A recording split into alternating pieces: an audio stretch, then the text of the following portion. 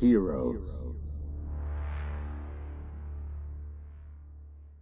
villains, a tale as old as time, and the never-ending battle to protect truth and justice from those who thrive on chaos and bloodshed. Come with us as we peel back the mask on your beloved Crusaders of Light and dive deep into the dark and twisted abyss of your most feared and hated harbingers of doom.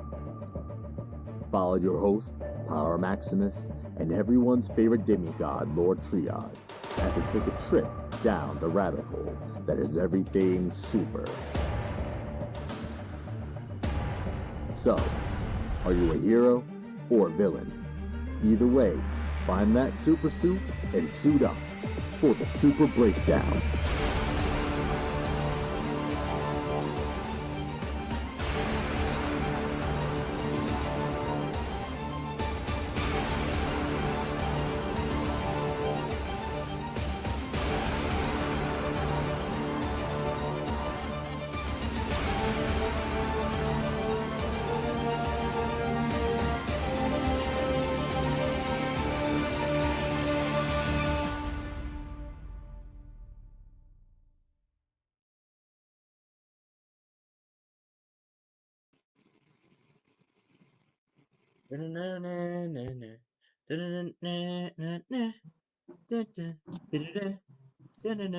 Oh shit, we back.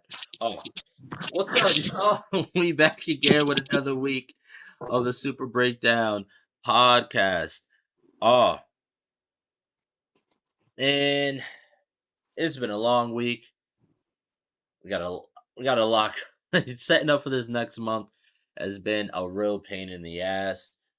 Oh man, but it's gonna pay off. It's gonna pay off. We got a big day tomorrow. A real big day tomorrow. Real big day. So I'm gonna start off by putting it out there. Tomorrow, April 1st. And no, this is not a joke. I'm not joking with y'all. This is not a joke.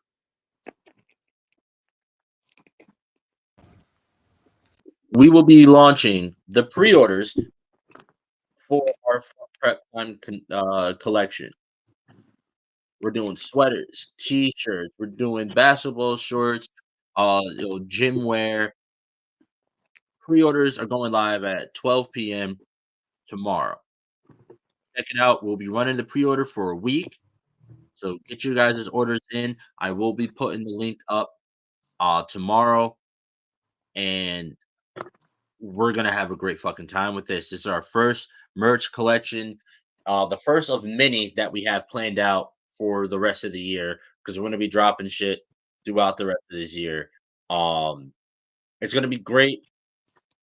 It's great quality, fun, man. And if y'all have any ideas, anything that y'all want to see on a piece of merch, by all means, we're listening.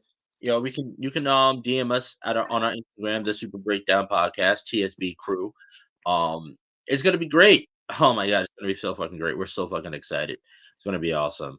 Um, and then also April is gonna be Avatar April.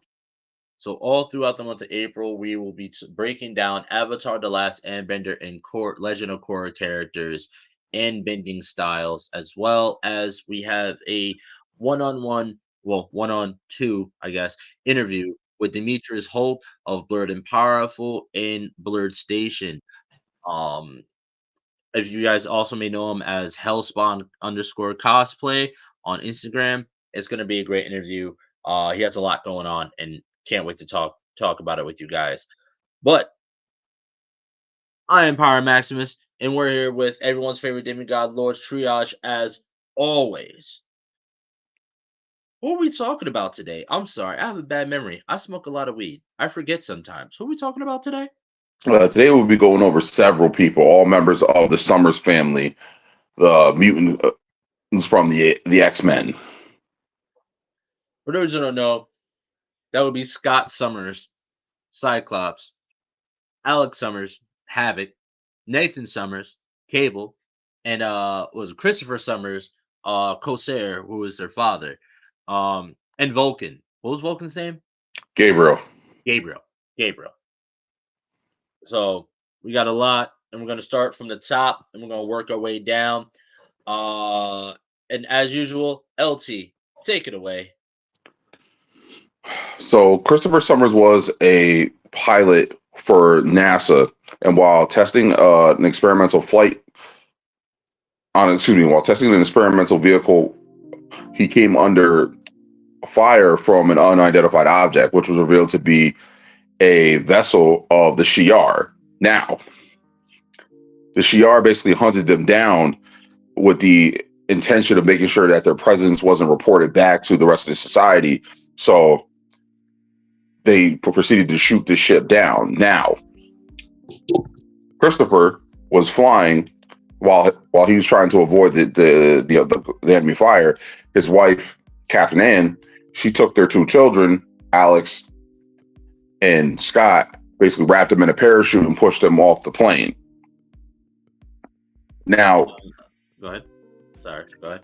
Now, just as the ship caught fire and was about to explode, both Christopher and Catherine Ann were teleported off and taken prisoner by the Shi'ar. All right. Now, if I remember correctly, I believe they portrayed this in X-Men Evolution, and this is where we see Scott first manifest his abilities.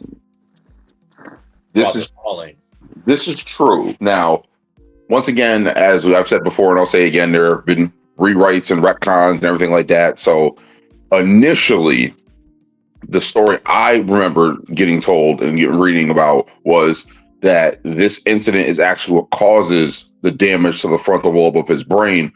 And this is why he can't control his ability, because when Scott fell, he actually hit his head and was put into a coma. And he woke up I can't remember if it was several months or several years later, but he woke up to find out that his parents were gone and his brother had been adopted. Oh, wow. Yeah.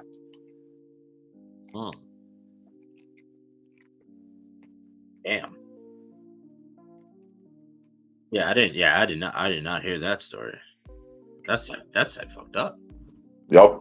Now, when we find out that his mutant ability, which is to project optic blast, which is technically his body absorbing solar energy and redirecting it through his eyes. It's always eating. I'm sorry. I just feel you're always eating during the show. My fault. No, it's all right. You're always eating. I'm always drinking.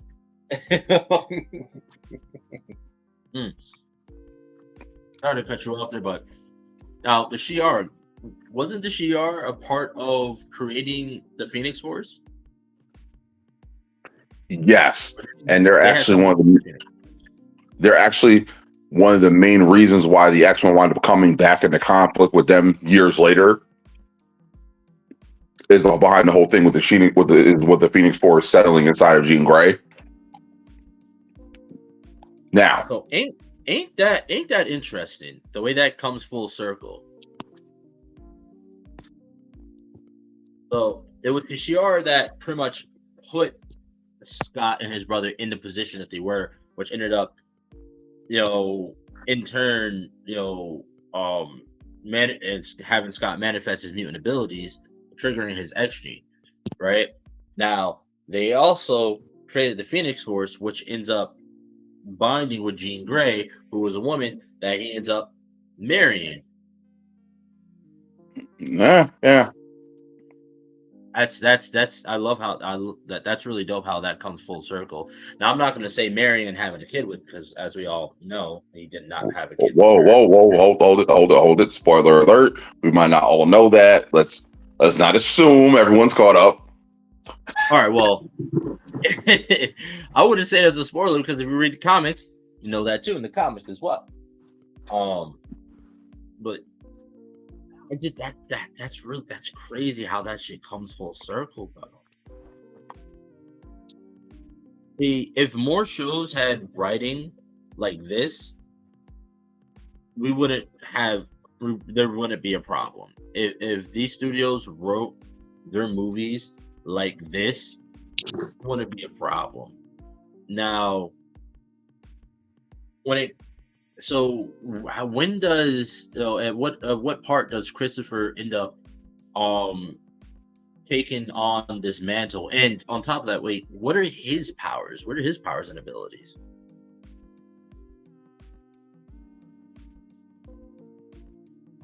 Still there? Oh, he dropped out. But yeah, for those of you who don't know, yes. Spoiler alert. Um, if you haven't watched the new X-Men 97, we do end up finding out that the woman that is Cable's mother, Nathan Summers' mother, is actually in fact not Jean Grey. It's a clone of Jean Grey, Madeline Pryor. She ends up taking the name Madeline Pryor, which I don't know why she takes that name Madeline Pryor. They don't really discuss that, but she ends up taking the name Madeline Pryor. So that's what I was speaking about earlier. So now, when it comes to Christopher Summers, what are his abilities, and how did they manifest, or what was the situation behind that? With the father. So what happened was when the Shi'ar took them prisoner. This is where shit gets like super dark. So Christopher was wound up imprisoned and basically wound up escaping his holding cell aboard the vessel. And when he went to find his wife was actually being attacked by the emperor of the Shi'ar Empire physically. Now I'll let y'all minds paint the picture of what was possibly happening. Yeah. So when Christopher went to defend her, the emperor's response was to kill her on the spot in front of him. Wow. And then basically had him locked in a prison for, let's say, people who would speak out against the empire, or people who would try to rebel against what was going on. So he basically made him like a political prisoner. Now, during his time of being locked up, he befriended several other prisoners who wound up escaping, stealing a vessel, and this is what led to the group becoming known as the Starjammers, who were basically looked at as enemies of the of the Shi'ar Empire, and basically roamed as pirates and mercenaries for hire. Yeah, they quickly, from what I know about them, they quickly end up becoming regarded as like outlaws and shit like that. Let's see, I'm trying to remember. It was I'm trying to remember their names. It was I can't even pronounce them. Code, who kind of looks like Abomination. A Lupin, which is a werewolf. Name of Kree. Mm-hmm. And then Mephistoid. Mm-hmm. Whatever. And then he ends up nicknaming them Hepzibah. Yeah, because her actual name couldn't be pronounced by the human tongue. Yeah. I can barely pronounce a nickname. And there was a Shi'ar cyborg named Zaza Longknife. Wonder how he got his name. They're giving out that long knife. Oh man. But yeah, so they end up naming the vessel Starjammer and themselves Starjammers. Which is a bit on the nose, but I'll let it slide. Yeah, if you're like in a last ditch effort in forming a crew, fuck it. I like the name of the ship's dope. The ship's part of the team. The fuck it. But yeah, so they were doing a lot of what the Starjammers' mission was to kind of try to cripple the Shi'ar Empire they were doing they were attacking Shi'ar vessels, fucking hijacking shit, pretty much doing what pirates do, just in space.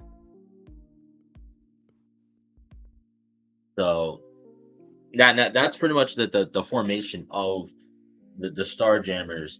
Now when we end up getting into the X-Men side, of where they end up coming in conflict with the X-Men, so the Starjammers first met the team of superhuman Earth mutants known as the X-Men. When they end up joining forces in the Shi'ar galaxy to battle the Imperial Guard, which is pretty much the superpowered soldiers that serve the Shi'ar Empire and Empress.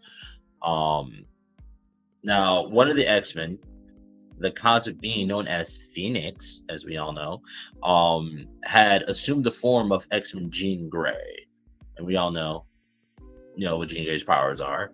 But Phoenix ended up using her telepathic powers to probe Crosshair's mind and learn that he was actually, and ended up learning that, oh shit, that's Scott's father, Cyclops.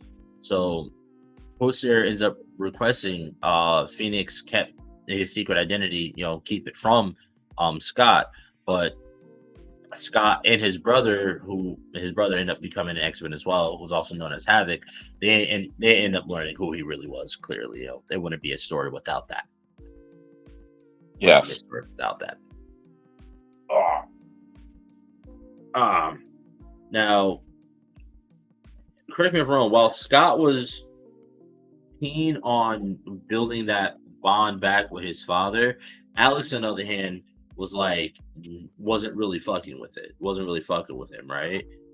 It was one of the things where they were at such different points in their life. Like Alex was more the rebellious brother because he's actually been known to side with the wrong side in other games and continuity and stuff like that. But it's one of those things where he's not necessarily the bad one. It's just he just has a difference of opinion. Like he doesn't want to live up to what the idea, I don't want to say soldier because his dad was NASA, did work for NASA, but it's like he doesn't want to be that idea guy. He just wants to be the average day Joe, live his life with his lady, and at the end of the day go home. Mm-hmm.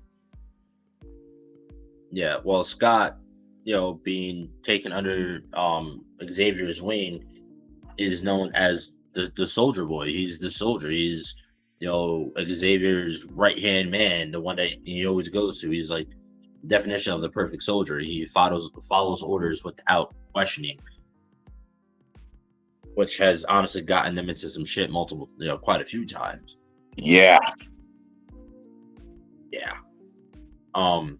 Now,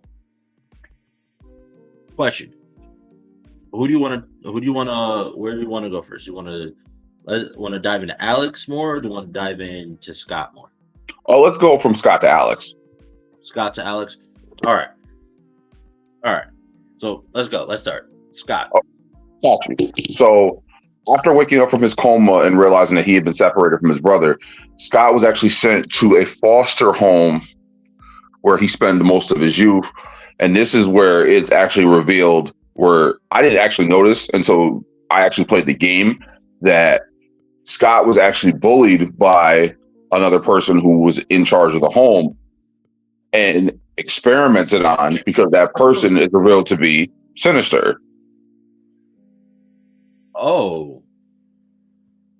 Ooh, the plot thickens for X-97. Right? See, and now it's during this period of time that Sinister realizes the genetic potential of the Summers line. Now, lo and behold, Scott winds up meeting Professor Xavier, and he's basically he is the first former recruit into the team that would be known as the X-Men.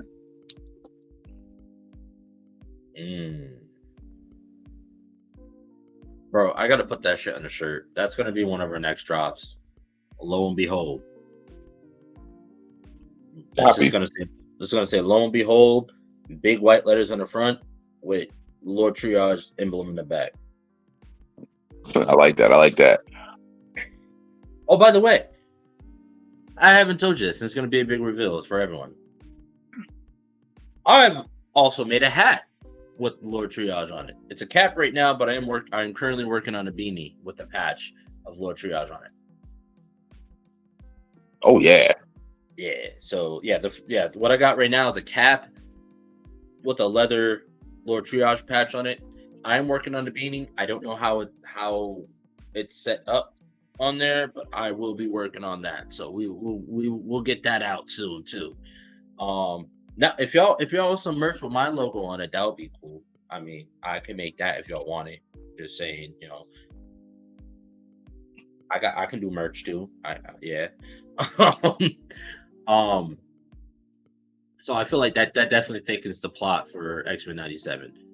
Throughout this whole month, yeah, I've been talking about X-Men 97 because like there's so much shit and so many little hints that they're dropping that as we're talking about these characters for this month, things have been coming full circle and connecting. Then, yeah, everything's been kind of connected. So he was already experimented on previously by Sinister. I don't necessarily consider that was what Q's actually physically experimented on. I think it's one of those things where Sinister was monitoring his DNA and his power. Oh, okay. So he's pretty much just being researched. Yes. Because if you look at the Summers brothers, each one of their abilities has something to do with a form of energy. Mm-hmm. Now, like as I said before, Scott Summers, his optic blast is solar energy absorbed from his body through his body and then redirected out to his eyes. So he basically just stores and redirects it, opposed to Havoc, who does cosmic radiation. Don't get me started on that. Oh goddamn. And then he directs them in forms of waves of plasma, but I mean, what would you really consider cosmic radiation, though? I don't get that.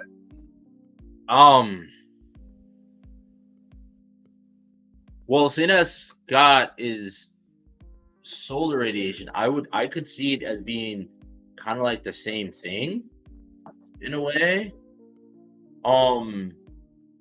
Because so as it, for those of you who know or don't know, like being in space, you're subjected to just like base levels of radiation in general, which is why astronauts have to wear spacesuits, not just to breathe, but also to protect themselves from the countless different, radioactive isotopes that are floating out there in space, whether it's, especially with the solar radiation from the sun being so close to it.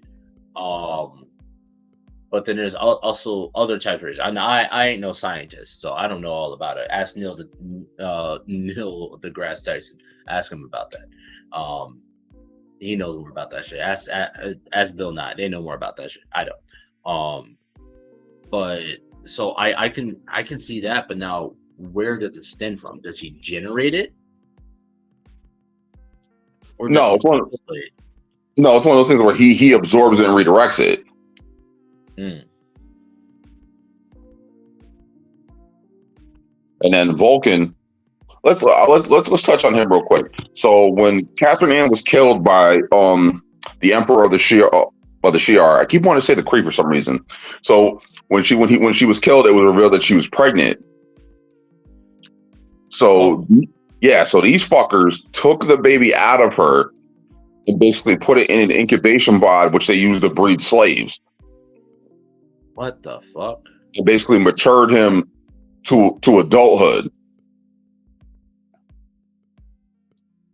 Now, I know it gets real sticky, right? Wow.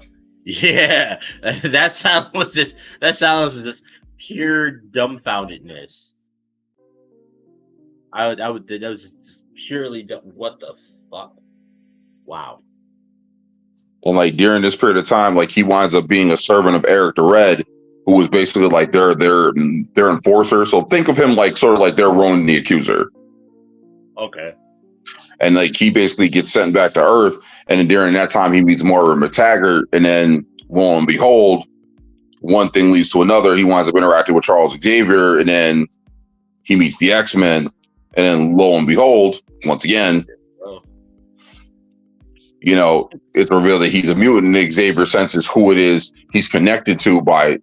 And this is another thing, because like Xavier never quote unquote reads people's minds against their will, but we quite frequently find him probing people's minds. Yeah. I mean, I guess you could say Charles, he has trust issues. Rightly so. He has trust issues. His best friend turned on him. Fucking then his own family turned on him. All he got is this group of kids. And then, fucking his stepbrother turned on him. So he has trust issues. So when niggas be coming around him, he be like, all right, no. I gotta scan your mind and see what your real intentions are, because I'm not finna be played again. Yeah, I ain't got feats to be putting up people's asses right now. So I need to see what you about first. That escalated very quickly. Well, I mean, but am I wrong though? I'm just saying, if you had trust issues and you had the ability to read minds, like, I'm reading everybody's mind that comes my way. I'm not gonna probe. I'm not gonna dive deep, but I'm gonna look to see like what your true intentions are. He says he's not gonna probe. Okay. You know, like unless when I first read your mind and I see some off shit, then I'm a probe and be like, all right, okay, hold on, something's not right here. Now, if you hear what you're saying, you're gonna read someone's mind and you're gonna probe them. You must. I'm just saying, like, trust issues. When you got trust issues, it's no hold bar. Everyone is suspect until proven otherwise. I'm just saying that's just that's just me. That's just me. And this is also coming from a person that got trust issues. So I don't trust easily. So when people get around me, that's the first thing I'm doing. I'm reading the body language. I'm listening very closely to the words they say and the way they say them. Tonal voices. I'm reading micro expressions. Like, for those of you who don't know, micro expressions are small things that you do. Like, that's not like, what's the word I'm looking for? Like, subconscious, subconscious things that you do, like little twitches that you do. Like when some people are lying, they look up what was it? It's up into the left is when people are lying and trying to grab for a story. Up to the right is when they're trying to remember. Those micro expressions, maybe like a twitch in the eye, or like you look down and away, you blink fast, or some shit like that. Those micro expressions, things that you do that you don't know that you're doing. Yeah, so trust me, I'm that person. When you talk to me, just know you're being read like a book at all times. If you're just meeting for the first time, I'm watching everything about you. The way you stand, the way you talk, the way you walk, the way you move your hands, nod your head, everything. So I can't kick against Charles for doing that. I can't kick against him too harsh for doing that. Yeah. But yeah, he probes his mind. What? It does what?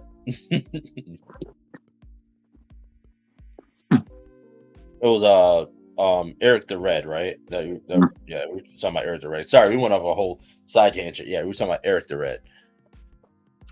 Yeah, so Eric the Red sent him to Earth, and this is when he winds up meeting Margaret Taggart, and then Margaret Taggart through that winds up introducing Charles Xavier, and then Charles Xavier reads his mind, realizes who he's related to.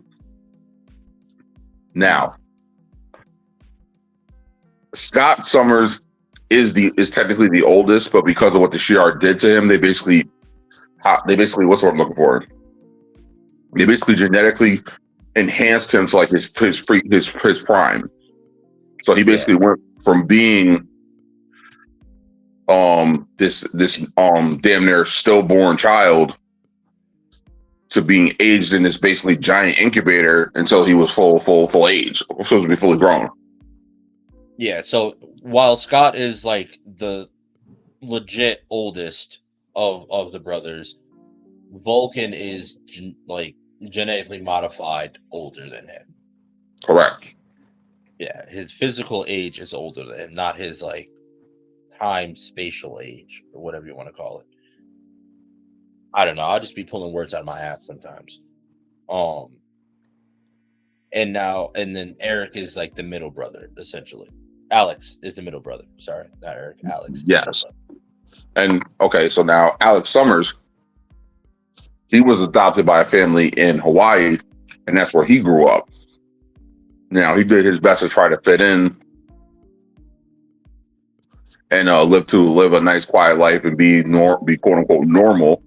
because the parents that adopted him, they actually had lost their actual son. So they took him in as a way sort of to replace or fill that void. But as we know, that's never really the way it works. Mm-hmm. And then everything changed when Alex wound up being abducted and his powers revealed themselves. Mm. And then here's the wild part. It's revealed that Alex's abduction was orchestrated by Mr. Sinister. Yup. So all right, for those who don't know, Mr. Sinister, he's an evil geneticist who was obsessed with the Summers bloodline, as we just talked about with him monitoring Scott's abilities and learning their pretty much how potential they are. So he was eager yet also surprised at Alex's that his potential actually exceeded Scott's, despite the fact that he seemed to lack the control over his gift. So Sinister actually ends up putting a psi block, so pretty much like psychological blocks in Alex's mind, causing him to forget that shit even happened. That he got all that shit happened that night.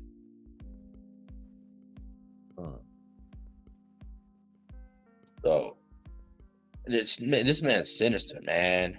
This motherfucker Sinister is a problem. He's out here concerned with all these Summers children.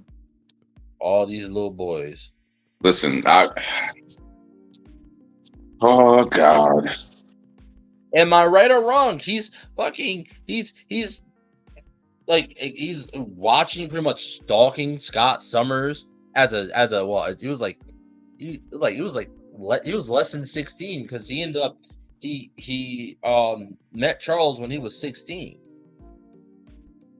So before that, he was just sitting there stalking a minor. Next thing you know, now he's abducting his brother, who was younger than him. Like, come on now. Fucking. I'm gonna start calling Mr. Sinister Diddy. Shit. Oh shit. Oh my God.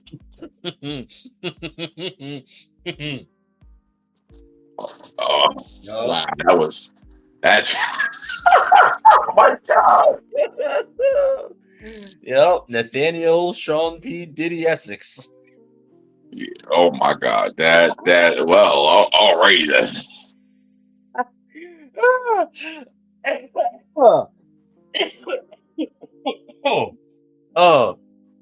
Oh my God, I kill myself sometimes. Jesus. Oh man. Oh. I'm sorry. No, I'm not. I'm really not. Oh man. Now, sorry, I'm trying to get past myself here. Now, Alex, his first time really having like a run-in with the X-Men was so Alex, he went to study and earn a degree in geophysics in college.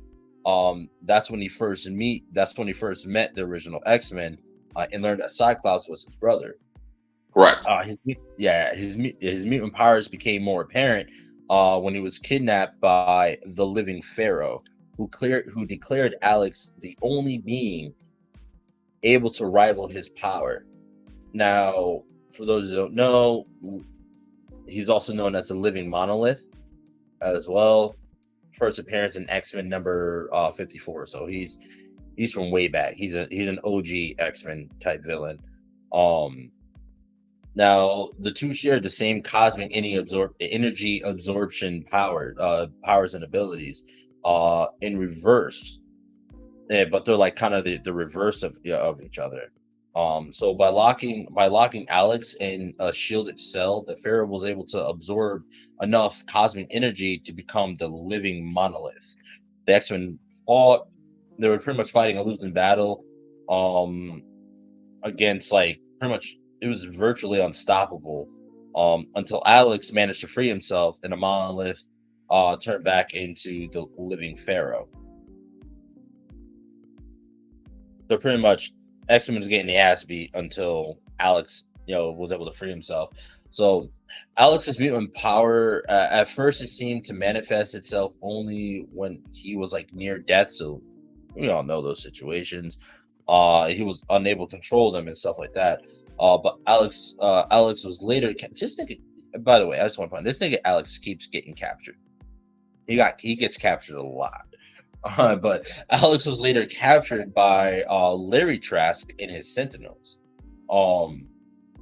Now, they pretty much were bent on controlling and eradicating all mutants. For those who don't know what the Sentinels are and who Trask is, Trask fashioned a costume for Alex that would help him control his powers, and Alex was given the code name Havoc. Yeah. I remember the rest. So it was like, Trask ended up turning out to be a mutant himself, and the Sentinels, were defeated by the X-Men, as they normally do. Havoc ended up losing his powers. However, and his excess energy was absorbed by Sauron. Havoc then gained control of his powers. So it was like, pretty much like he couldn't control his powers because he had too much solar energy. So when some of it got absorbed,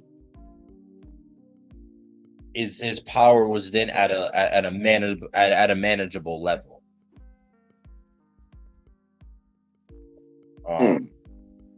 Yeah, that's the way I kind of always saw it. Even with Scott, like, clearly his powers are always activated because of the damage he had to his frontal lobe. But we saw in X-Men Evolution when they did they introduce? Yeah, they did introduce Alex in the original run, right? Yes. Yeah, but so when you say the original run, do you mean the one from the 90s, or you mean X-Men Evolution? In the 90s. Yes. So when we first see Alex, he is a part of a team called X-Force. Now, here's where the tie-in comes in. Now, when Havoc joins the X-Men, he falls for Lorna Dane, and the two become a couple. Now, Lorna Dane, for all those who do not know, is Polaris, who is Magneto's daughter and has the same powers as her. Yep, which we actually touched on earlier in this month as well. Yes. Go check out that episode, Magneto and Polaris. I think it was like our first episode of Mutant March. Yes. Yes, first episode of Mutant March. Check it out, Magneto and Polaris. So he ends up falling in love with Polaris. Yes, and to the dismay of Iceman, who actually had a crush on her. Now, this was long before Iceman got retconned as gay and was outed, but now in the 90s cartoon, this episode is also the only time where we see Iceman, because Iceman comes back searching for Lorna Dane. I'm coming to find out Lorna Dane had joined a team called the X Factor. Mm-hmm. And X Factor was Forge's team, which consisted of Havoc, James Madrox's Multiple Man, Wolfbane, Lorna Dane, Strong Guy. Don't get me started on the whole Strong Guy thing. Oh shit. Mm-hmm. And they were supposed to be like not so much a rival to the X-Men as in a new incarnation of team of mutants that could possibly work within society, opposed to the X-Men who work in the shadows. Hold on, we gotta take a quick break. We just got some breaking news actually just now. Chance Perdomo just passed away. He was the actor that played the he played in Gen V. He was the Magneto character from Gen V. Andre. Andre. Yeah, he just passed away today in a motorcycle accident. Did not know that. No, yeah, it just happened. The news just came across that he just passed away today. He was also in he played Ambrose in Chilling Adventures of Sabrina, her cousin. Mm. Yeah. Damn, that poses damn, that's sad. He was younger than us, dude. Damn. That's wow, that's fucked. That's really fucked up. Moment of silence. Absolutely.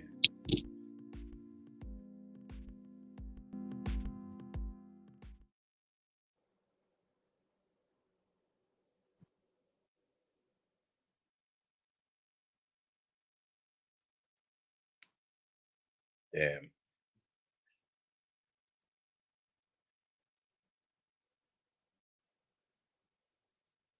Damn.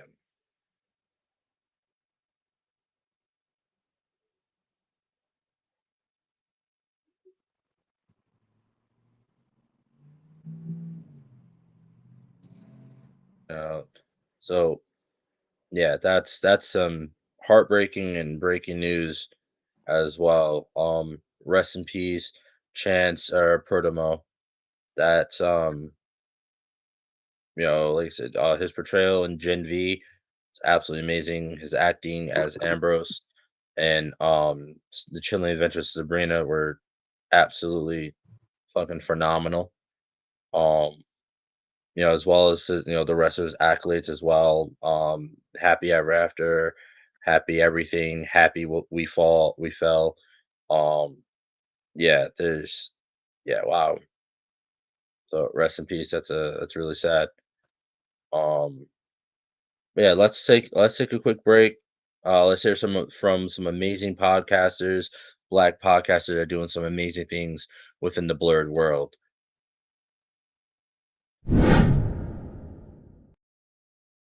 Going on, everybody? Lloyd Jones with Midnight Comics here, and we'd like to introduce you guys to our show, The Indie Breakdown, a show where we break down your favorite indie comic book characters' power, stats, and abilities, and get them ready for an eventual indie versus matchup.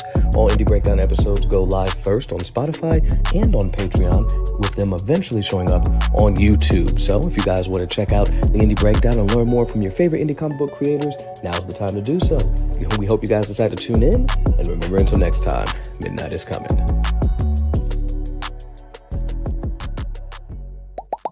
Hi, I go by Lady Mandalore, the creator of Roomful of Blurs.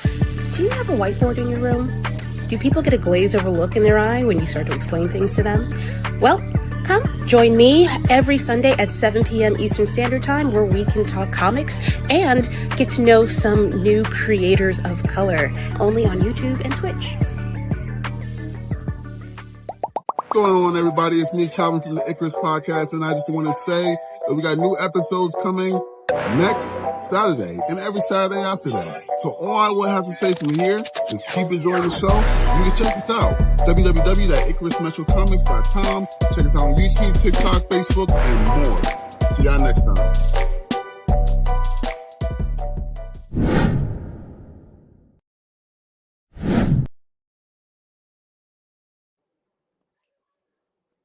All right. And we're back.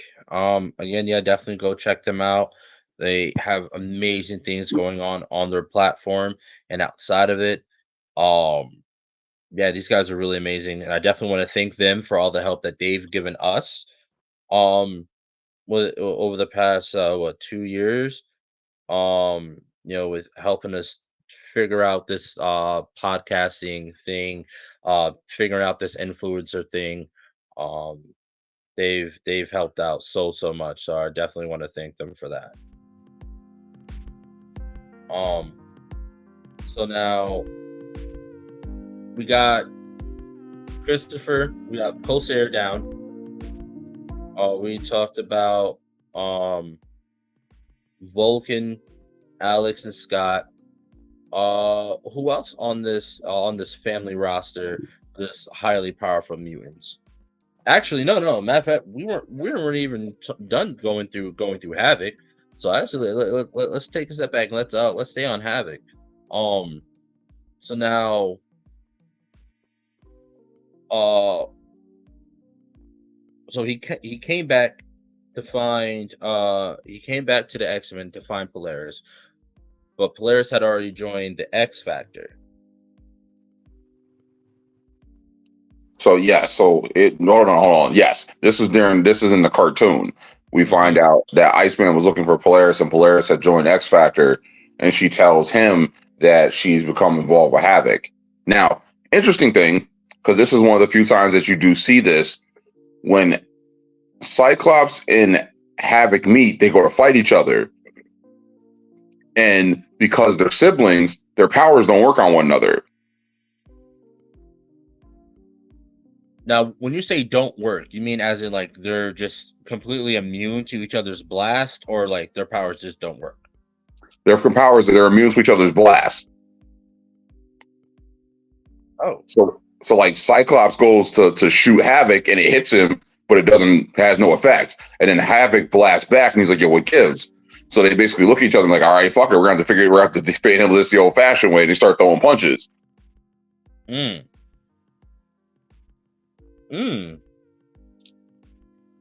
Now, only time we ever really see something like that is like if the opponent is they're just super incredibly powerful.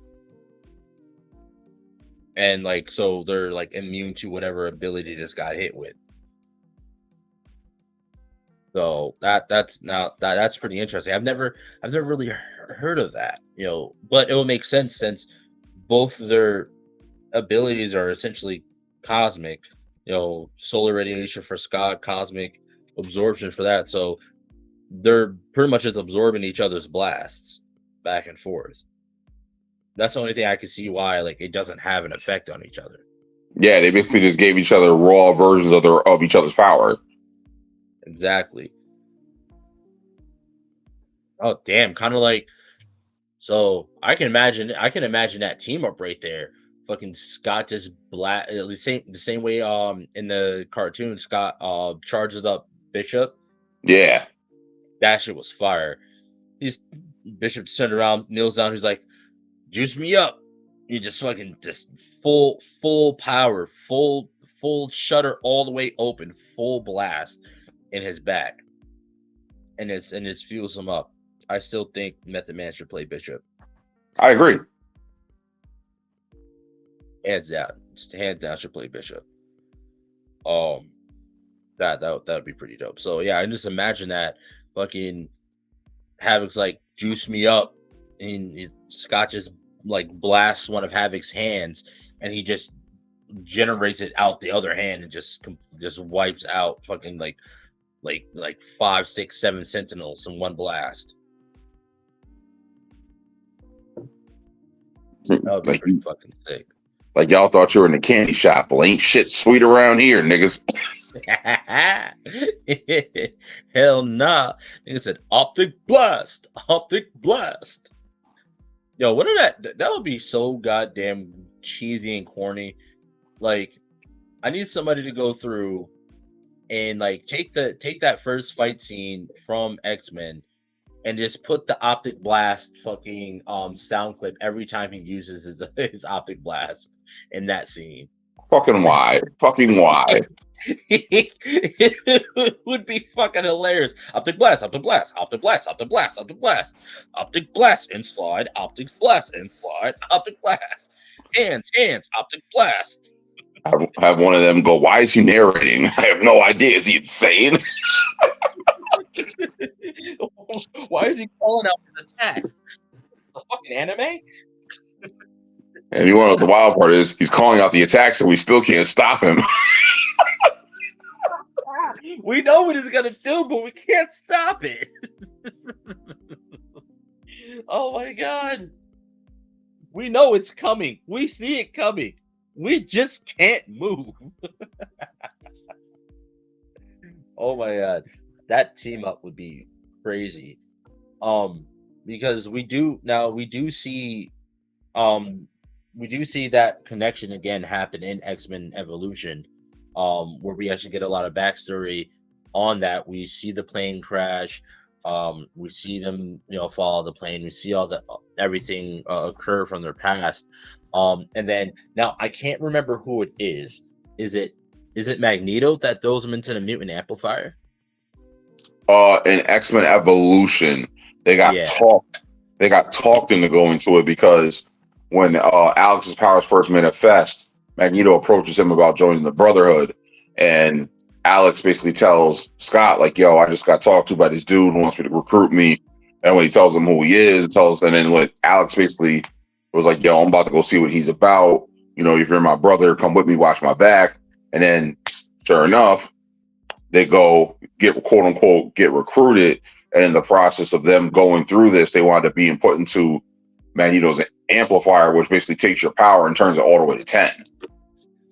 Yeah, which ended up giving Scott full control of his abilities. He no longer needed to wear the specially made glasses made by Beast to pretty much contain his blasts. So he's able to take his glasses off. Havoc's able to fully control his abilities and stuff too.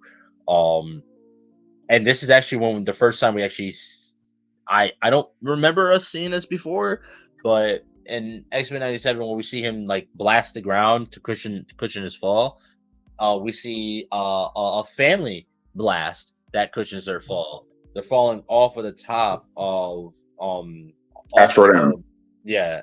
Asteroid M, and they're getting close to the ground. They're holding each other. They look at each other, look at the ground, look at each other again, nod, and Scott throws his glasses off and just like full optic blast the ground. Fucking Alex full blast the ground, and together they cushion each other's fall. So I felt like that was a pretty dope nod that they did in 97 as well to that. I would like to see Havoc come back in this round of X-Men. I would love to see that. I feel like that would be pretty dope. And really, really, really, really fun to see. Now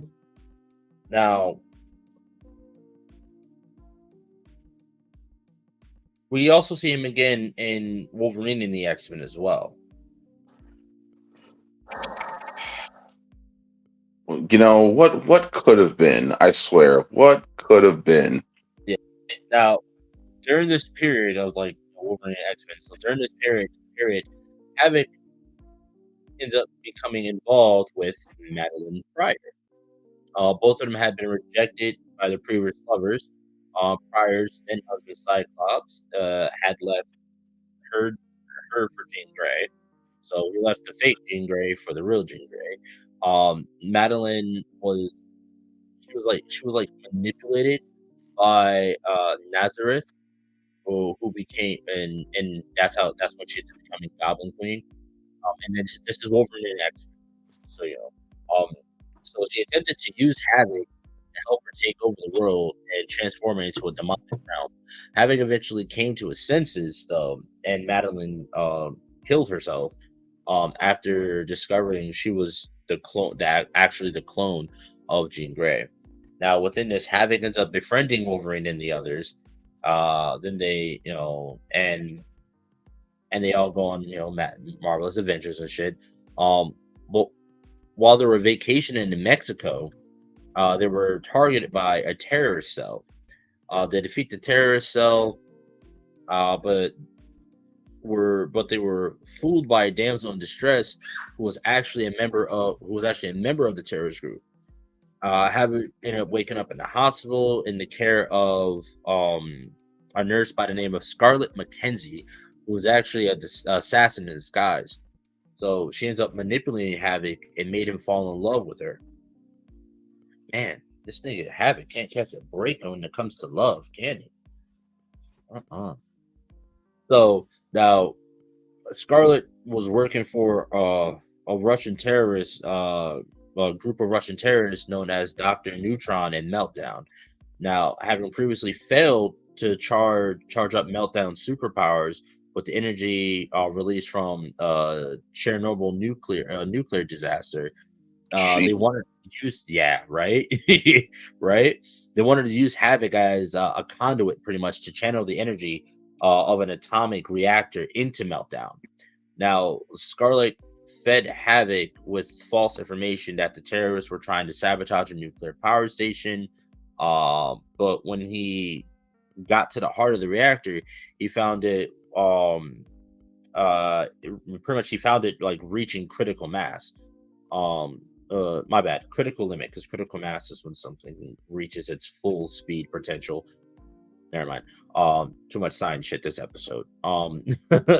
So according to plan, Havoc tried to absorb all the radiation. However, when he witnessed Meltdown killing Scarlet, he unleashed the energy into Meltdown, which ended up bringing him to full power.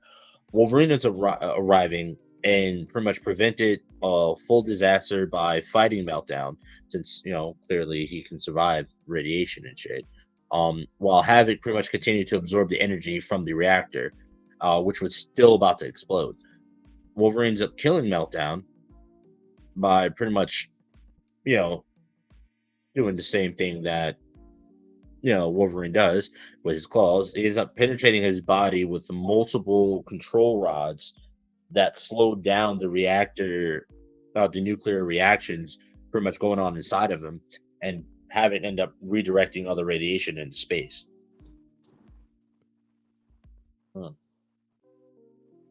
Interesting. Havoc. Yeah,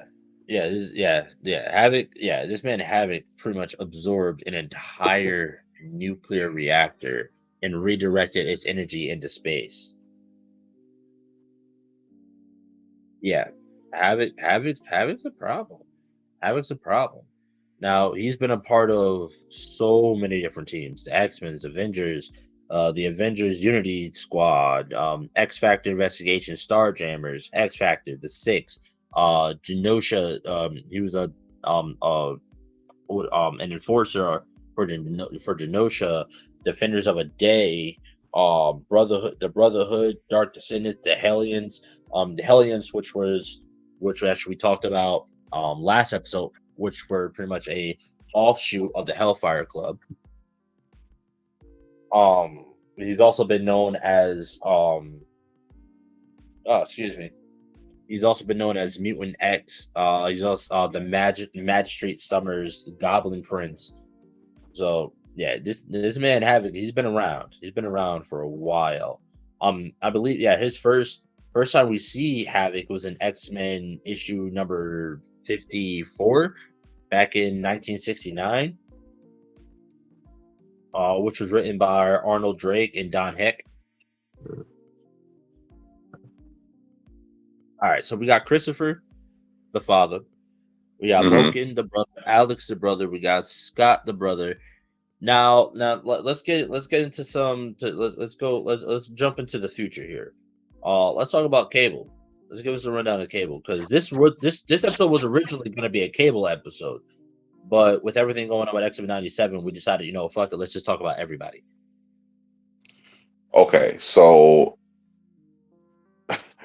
Cable, Nathan Summers, is the son, in my air quotations, of Scott Summers and Jean Grey. Now, for all those level Jean 7... Grey in air quotes. Jean Grey in air quotes. For all those level 7s who know what I'm talking about, no spoil. I'm not going to try to spoil anything for anyone who hasn't seen X-Men 97 yet.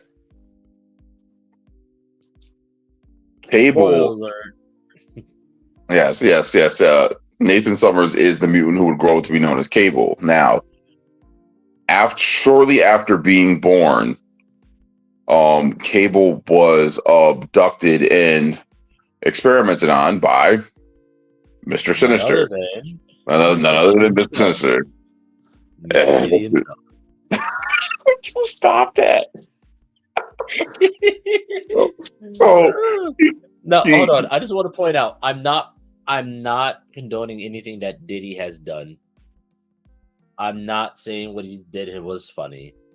I'm just saying we all knew. I know shit. I know shit. This man wanted himself to be called what? Something Love?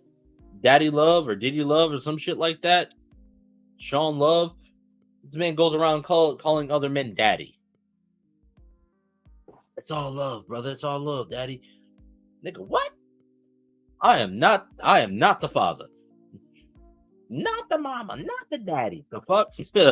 We all knew. But we all knew there was something fishy. We all knew there was something fishy.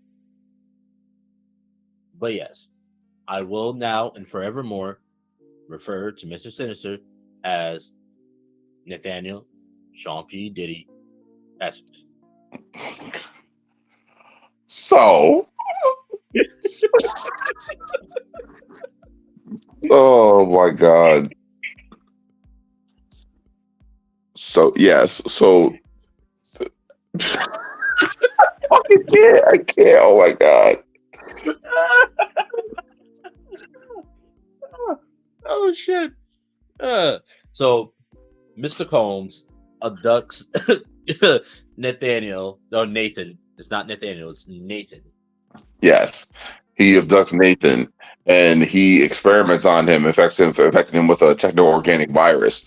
Now, he did this with the hopes of making Nathan invulnerable, as because of him having the genetic potential from both Scott Summers and Jean Grey, his mutant power and mutant potential were basically virtually limitless because of Scott Summers' potential with energy and Jean Grey's psychic abilities. Now, and connection with the Phoenix Force.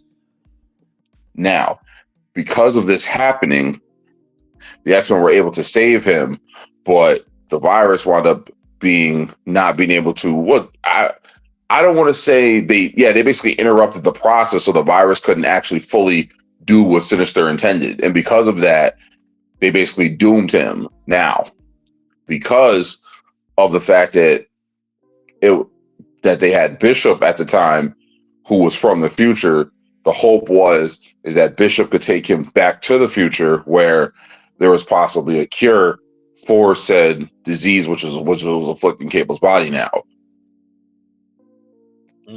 Now, in hindsight, I don't necessarily get that logic, because technically Sinister shit is a one-off, and everyone that he's experimented on or done shit to has always been crazy or different afterwards. Everybody who doesn't remember or who hasn't watched it, please go back and watch our episode on Warren Worthington III, aka Angel, aka Archangel.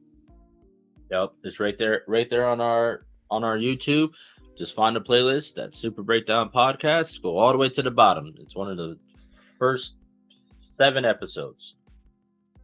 We all know that he's had his Sinister has had his hands in a lot of stuff when it comes to mutants, from experimenting on Warren to roping Gambit, Remy LeBeau into the Morlock massacre. Go back and check out our episode on him.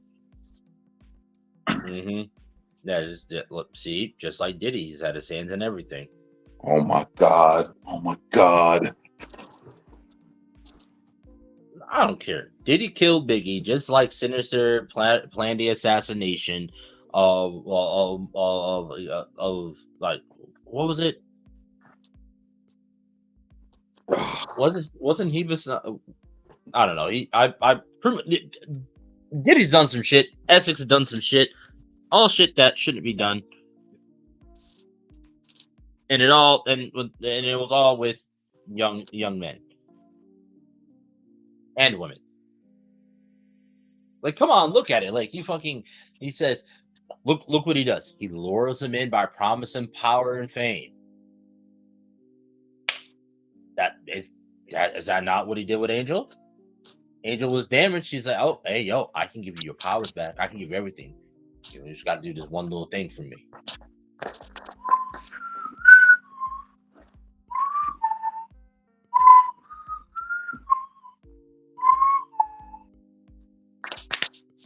I'm not saying anything. Because I'm not wrong. Saying anything. Because I'm not wrong. Yeah, it's talking about Sinister's after people's butts. Oh my God, I fucking can't. He's after something. He's after something, bro.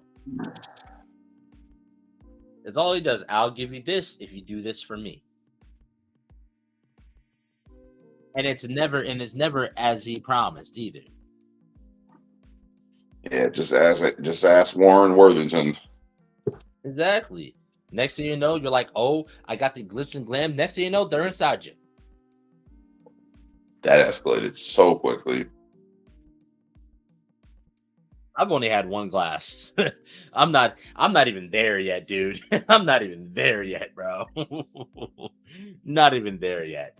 But no, like they promise fortune and fame. All you gotta do is do one thing for them. You agree. Next thing you know, your genetics is getting fucked with. Also, Sinister's after he's after people's genetics. He's not after no one's butt. So I guess that's a bonus. Yeah. I'd rather take a deal with Sinister than a deal with Diddy. Or you end up dead if you don't take the deal. No, deal with the devil's deal with the devil. Any fucking who though. So yes. Now, here's the wild part. Now, as we know, Sinister works for who? Depends. There's Apocalypse. So yes. Who else were you gonna say? No, I was gonna say Apocalypse. I remember she's worked for.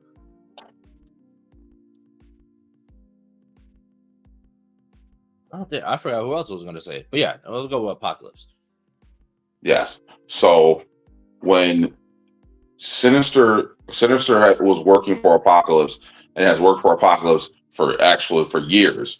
So he's constantly trying to create the ultimate weapon to overthrow Apocalypse. To get out from under his thumb. Now, here's the one part in the story where my lore is kind of shiesty. Yeah, it's a little hazy. So when Bishop takes young Nathan back to the future in hopes of curing him of the technical organic virus which Sinister infected him with, somewhere between leaving the past, Nathan is actually taken by Apocalypse and he's cloned. Whoa. Because Apocalypse has every intention of making Nathan his new incarnation. Oh. Yeah, so he wanted to transfer his consciousness into his body. And he clones Nathan, and the clone he raises to. Here's the wild part. Here's how shit comes full circle. So he raises the clone and calls him Strife. And he calls him Strife after someone that he wound up fighting in the past who actually gave him a run for his money and damn near put up a good fight against him, only to realize that this clone is that same person. Oh, shit. Yeah.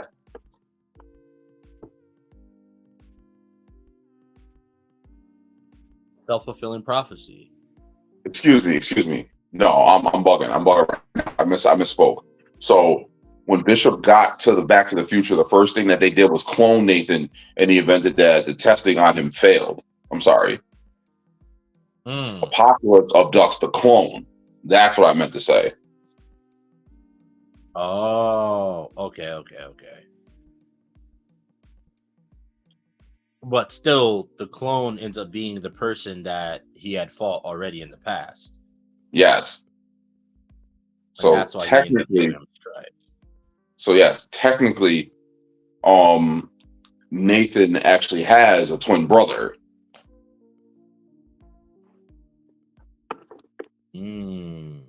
And Strife goes on to be Cable's basically arch enemy. All right, that makes sense. That makes sense. Oh yeah, I remember he was like he had like a full metal like suit or whatever. Full Correct. and shiny. Okay. Wow. That's a lot. That's a lot. Ooh. So technically he's got two sons now. Correct. Nathan and Strife. Mm-hmm.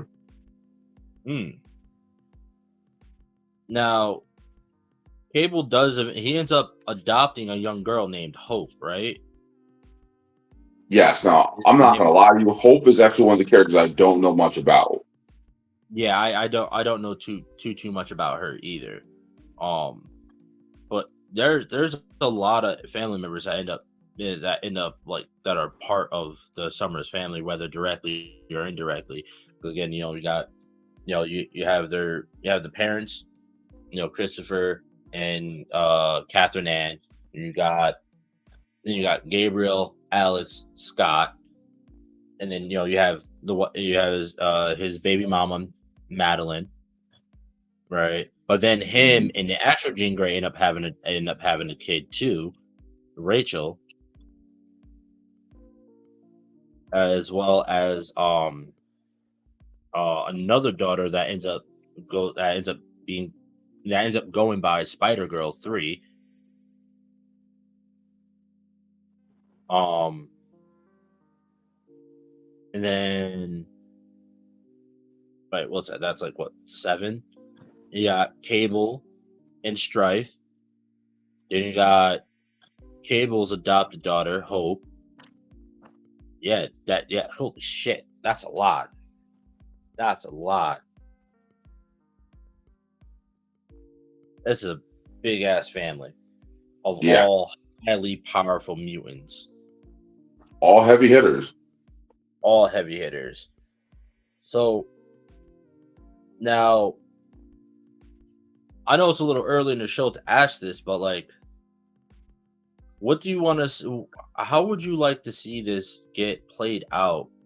Well, let's go with the since 97 just started. How would you like to see stuff like this get played out in 97? Since it seems like they're retconning some things.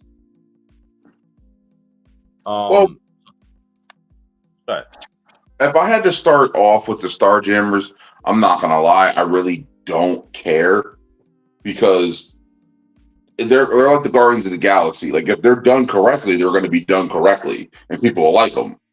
Mm-hmm.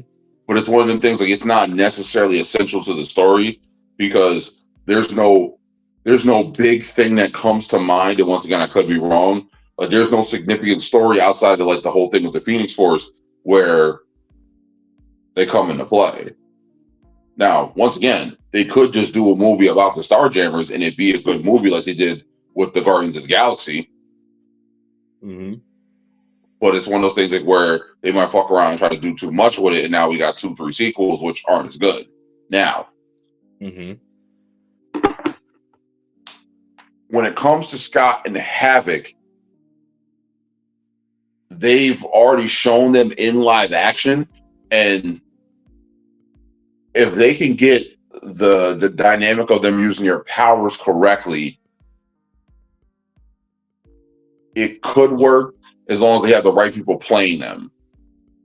Yeah. Now, my only problem with that is clearly they're rebooting everything, because we see Havoc in X-Men 97, and X-Men First Clash, which takes place in the 80s or 70s.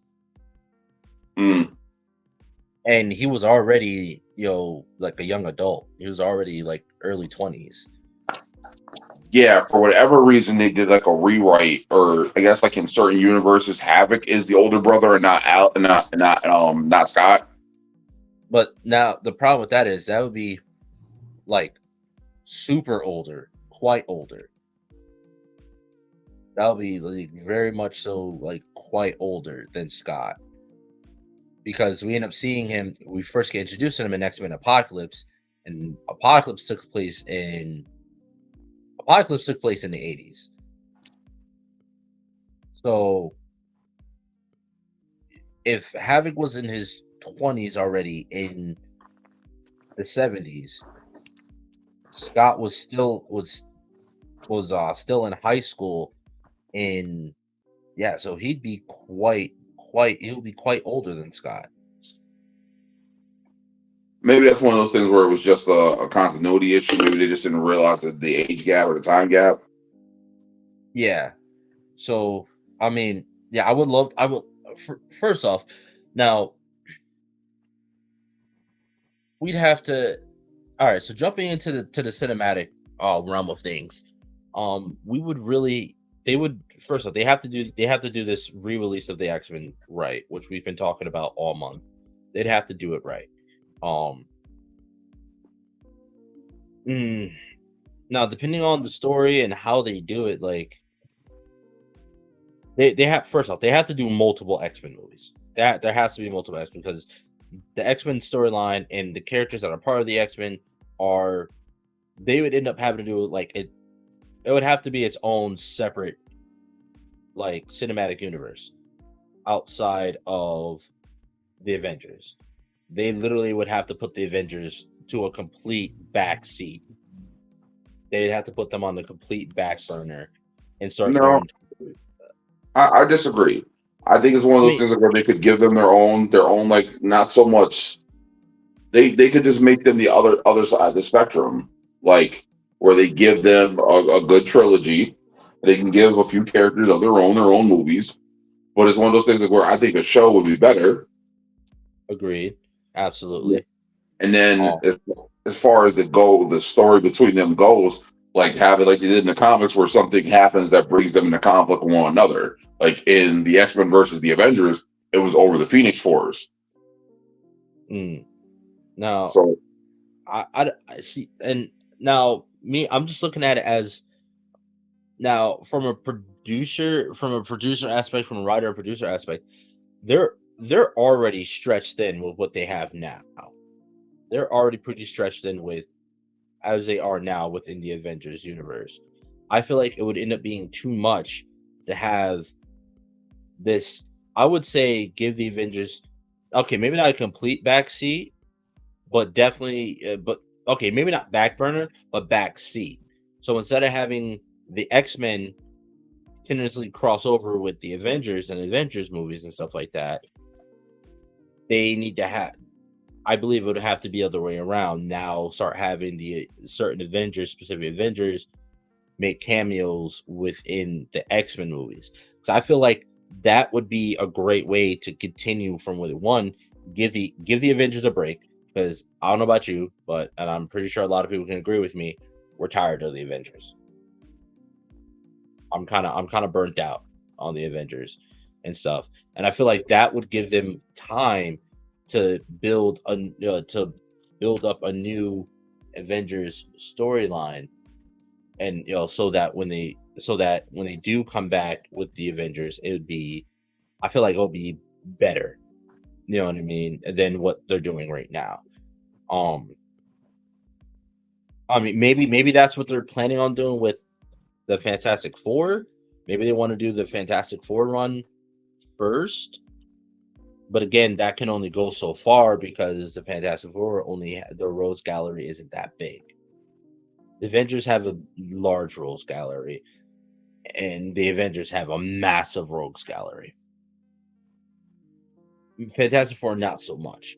So the way I would see is I would like them. I really would like them to just give the Avengers a break for a little bit and start going through a lot of the X-Men movies and having the Avengers pop up within within the X-Men stuff here and there.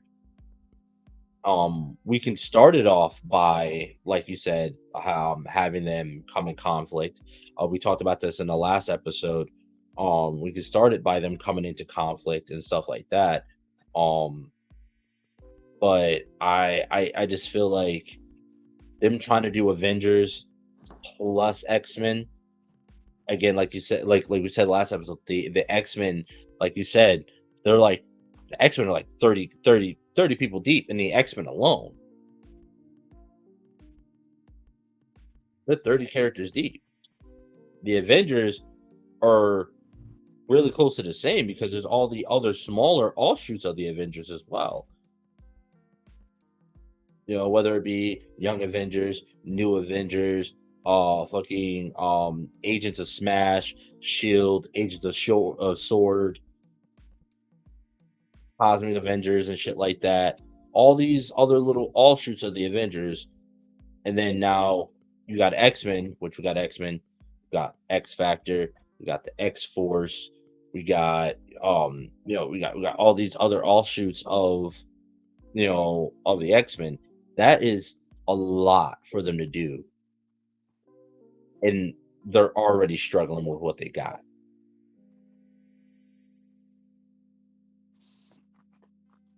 So I feel like,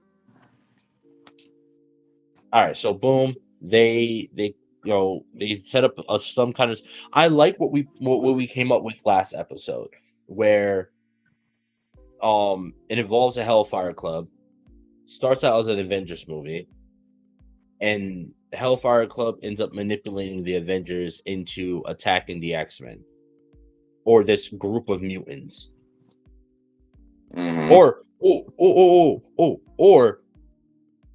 they actually what was I gonna say? They, instead of them having them attack the X-Men directly, they get manipulated into attacking the Institute, not knowing that it's just like a regular fucking school. And lo and behold, who comes out to protect the school? The X-Men. Right. Yup. Yeah, I'm still there. So now they come into this conflict. Boom, boom, boom. They find out. They end up like, wait, hold on, we got played. This isn't what we thought it was. Not what we told. So they start doing an investigation. That's when they kind of find out that that it was, in actuality, that it was the Hellfire Club. Whatever. They can build up the Hellfire Club in the background after the climax of this movie with the post-credit scenes and stuff like that. Now going forward, we end up seeing the X-Men the Avengers falling back and taking a back seat, because now they have to reevaluate their security, they have to reevaluate everything, like who's who, what's going on.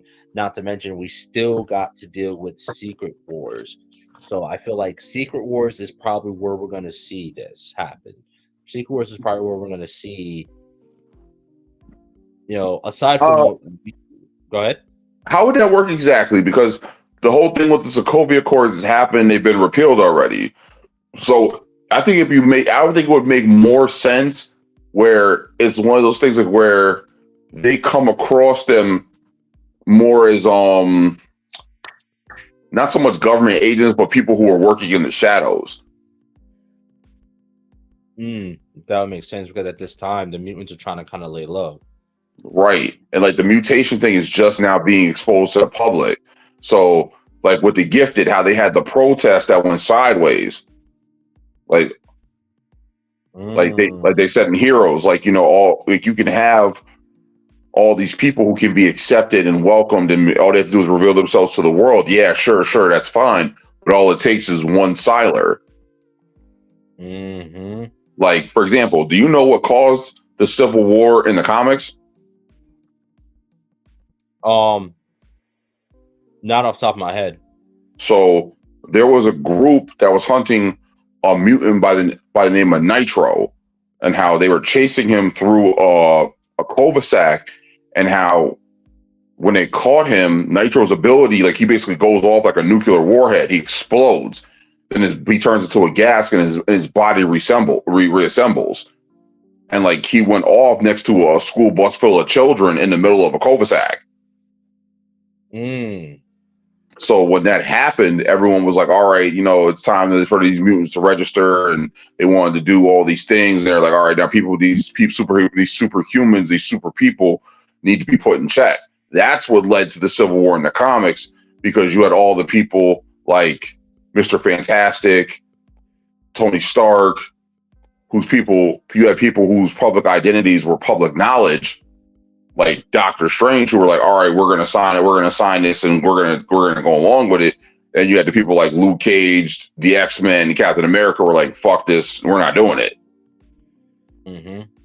So with that storyline already happening, it's one of those things like where, all right, they could push for the Mutant Registration Act, and someone could be like, hold on, Sokovia Accords, wait a minute, Sokovia Accords was just for enhanced individuals. Mutants is something totally different. And then lo and behold, we come to find out, Quicksilver, Pietro, Wanda Maximoff, Scarlet Witch, they already had the X gene and no one knew it. Because technically, Wanda was the one who kicked it off in the comics, not in the comics, in the MCU, when she caused all that shit with the town. Right. When fucking Crossbone, when he set off the suicide bomb, and she wound up killing those Wakandan and embassy people. So so like I said, the framework is there. It's just like, how do we go about it? And then once again, you could have someone like Magneto, who was revealed to have been watching this shit all along. Because once again, we didn't necessarily see Wanda die. Very true.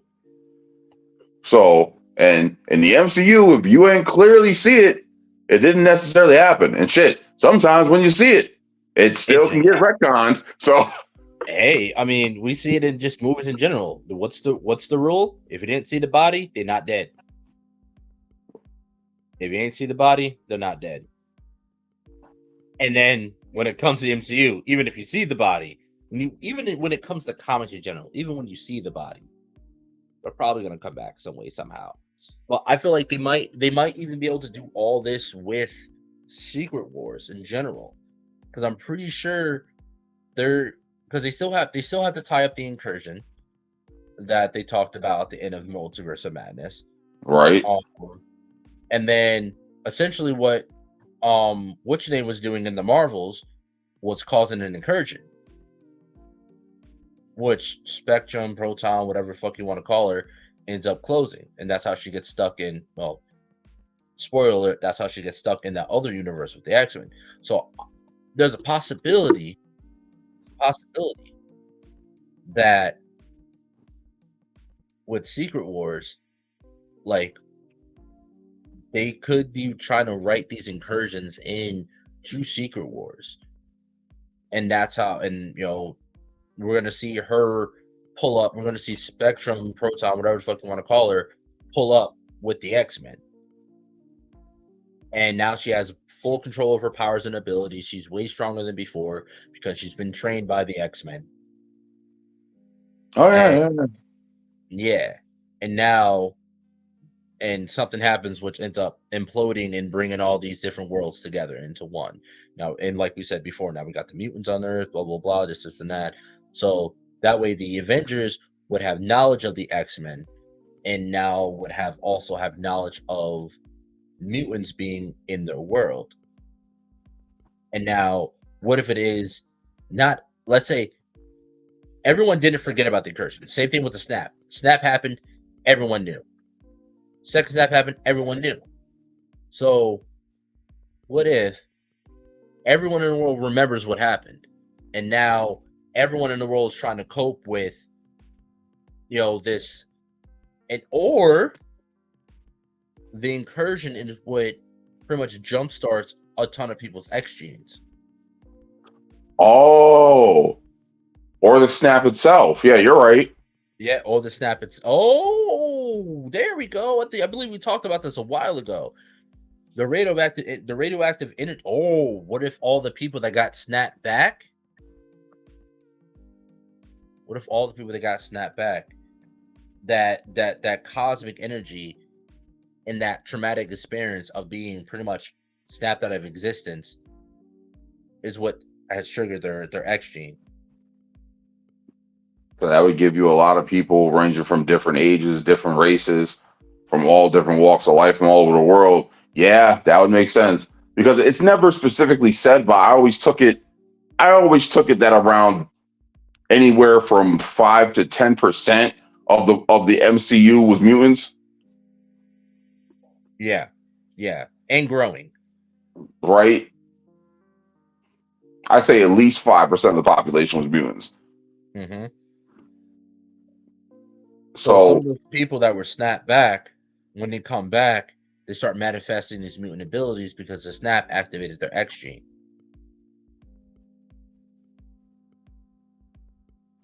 So even though he snapped away 50% of life, well, it'll be 50% of life on each planet, which would equal 50% of the entire universe. So 50% of out of that 50% that he snapped away on Earth, 10% end up developing the X gene. Right. And here's another thing. Let's not forget this. So when Thanos did this, technically Thanos did it on Earth, correct? Mm-hmm. Right. So here's something else that just crossed my mind. Now, I think we're thinking the same thing. Go for it. Because Thanos created the snap on Earth, like you said, he did it technically caused the energy to radiate out from the Earth, and it went across the universe. Let's not forget all the other species of aliens who are popular within the MCU or the Marvel Universe, period. So, like, we were just talking about the whole thing with the Shi'ar. Like, that would give them reason to come to Earth to investigate. Like, and the Kree and the Kree were already investigating the Earth because of their whole work with the Inhumans. Mm-hmm. And their whole issue came in because they were at war with the Skrulls. So, like, once again, the Skrulls are still on the planet. So, here's the thing. Thor himself said the experimentation that humans were doing with the Tesseract showed the realms that the Earth is open to a higher form of war. Mm-hmm. So it might be one of the things like where you had all 6 Infinity Stones on the planet. There's Terrans on the planet who have actually used the Infinity Stones, who have actually held them and used them. Like, nah, we need to look into this. Yeah. So with the Infinity Stones being on Earth, it makes Earth the strongest planet in the galaxy. And then let's also not forget, and this is one of the things, like I said, with Agents of S.H.I.E.L.D., let's not forget the Inhumans are still on the planet. Yep. So now we got superpowered beings, enhanced beings, Inhumans, and Infinity Stones, all on this little blue and green marble.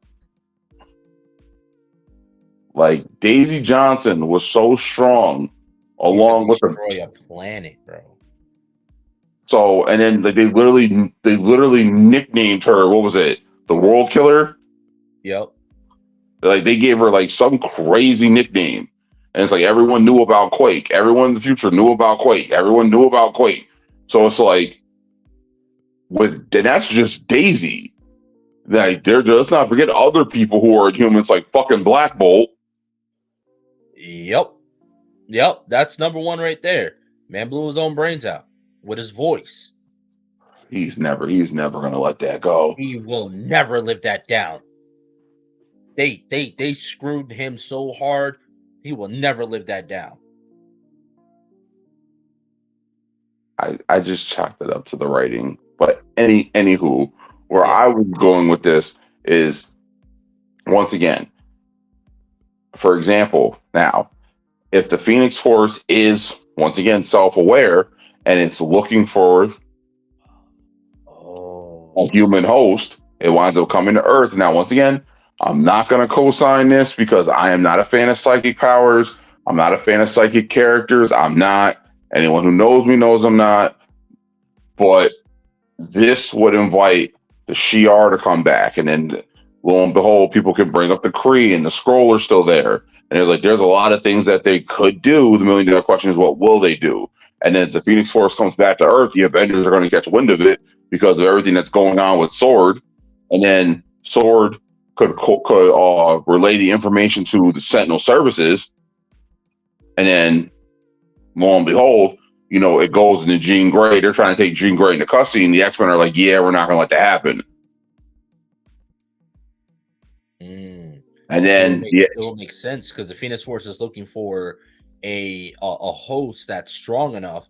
So why not look on a planet that has all these strong ass beings, all this strong energy radiating from it?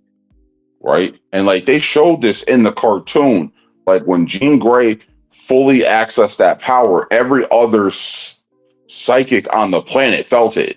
So Psylocke felt it, Emma Frost felt it, Xavier felt it. So it's like every other telepath feels the Phoenix Force's power. So it's like it's going to radiate across time, space, and everything. So it's like everyone's going to be like, "Oh, hold on, what's going on over here?" And then the government, because of everything that's happened, all they have to technically do is go to the Avengers, like, "Yo, we need y'all to take care of this." And it's like because Tony Stark and Steve Rogers aren't around anymore. So who's technically leading the team? If they go to Sam Wilson, like, "Yo, we need you to go take care of this," and he goes to speak to the X-Men, and they're like, "Yeah, we're not going to do that." And if he tries to like puff his chest out, like, "Yo, this wasn't a question," like, "Okay, if you want Jean Grey, come take Jean Grey." There it is. And There it is. from what the current Avengers roster looks like, they're not fucking with them. Damn right. They really are not. They are not at all. And that could even bring in like shit like with Kamala Khan, like, you know, you're siding with them, like, because like, oh, you're a fangirl for Captain Marvel, like you're one of us. Mm-hmm.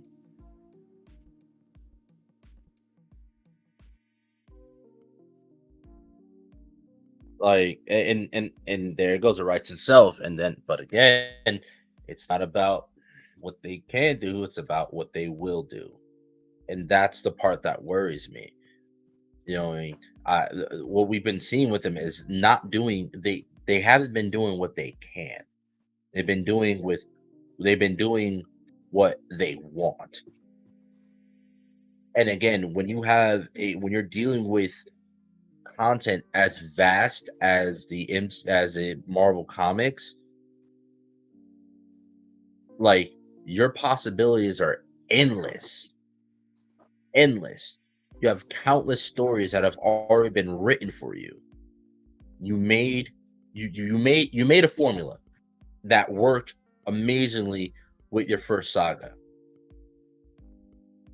Yet you're not following your formula anymore. If it's not broke, don't fix it.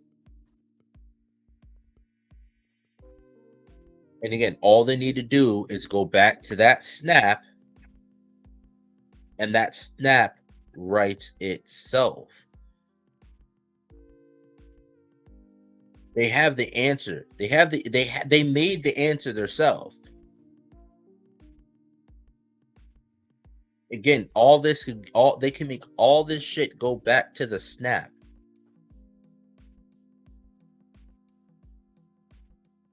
And it would make sense, because they're like, wow, look at all these problems that this one being created for us. Right. All this shit stems from one mad titan. And then let's not forget with the whole thing, because technically, you know, because lo and behold, we all know about the TVA and everything that happened with Loki. Mm-hmm. So they did technically change history. They did. So there would have to be some kind of paradox or time ramification from that. Now, we haven't technically seen anything because the TVA always stepped in. Mm-hmm. But now they're not stepping in on that level, not stepping in to prune all these different happenstances, so we can now see all this shit. Like, because we know about, while watching What If, we know about fixed points. All right, so there can't just be by watching fucking Spider-Verse, we know that there are canon events, things that are supposed to happen no matter what timeline you're from, what universe you're in. There's certain things that are bound and that are supposed to happen. like, one of the many things that happens across the multiverse is a young person losing someone close to them, which puts them on the path to becoming Spider-Man. Mm-hmm. In every universe, Doctor Strange becomes a Sorcerer Supreme. Whether he stays Sorcerer Supreme or not, He becomes Sorcerer Supreme. Right. So Shit. those can't be the only fixed points or canon events throughout the universe. It has to be more. In every universe, Thanos comes for the Infinity Stones. So Let me know. There are others. Let's not forget, like Gwen Stacy said, in every other universe, Gwen Stacy falls for Spider-Man. In one way or another. Wow. Fucking wow. Wow. In one way or another, she falls for him. And in one universe or another, he always ends up, her back always ends up getting blown out. One way or another.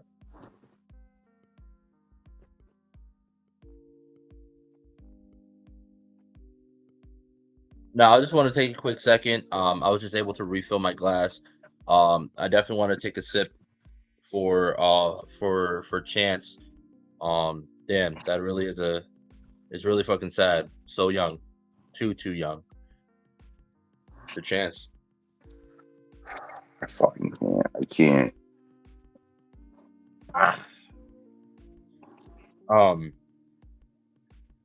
But so let's see. So I saw this thing that's basically said that there was a whole theory that the reason why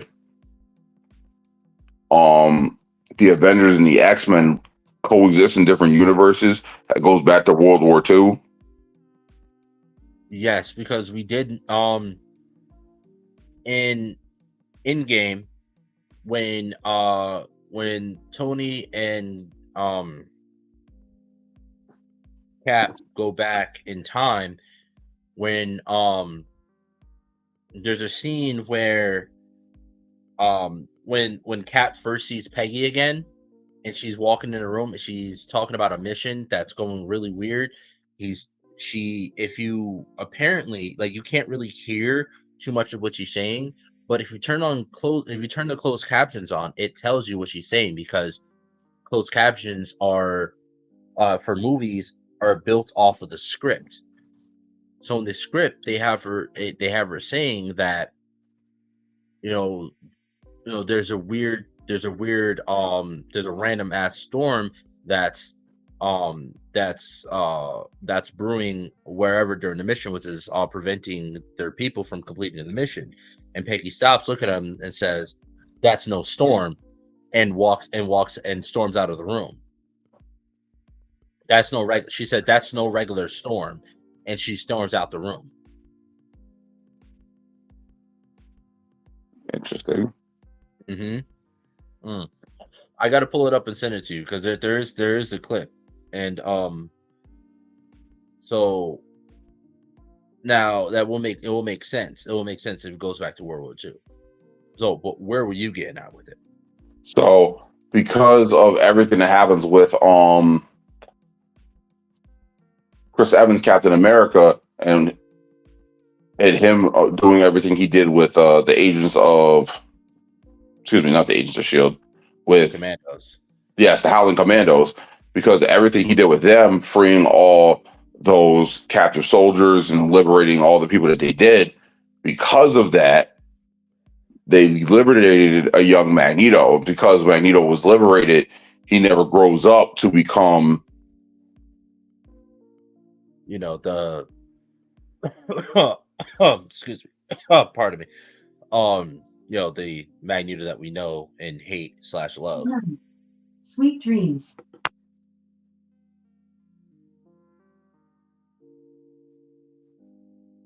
You still there?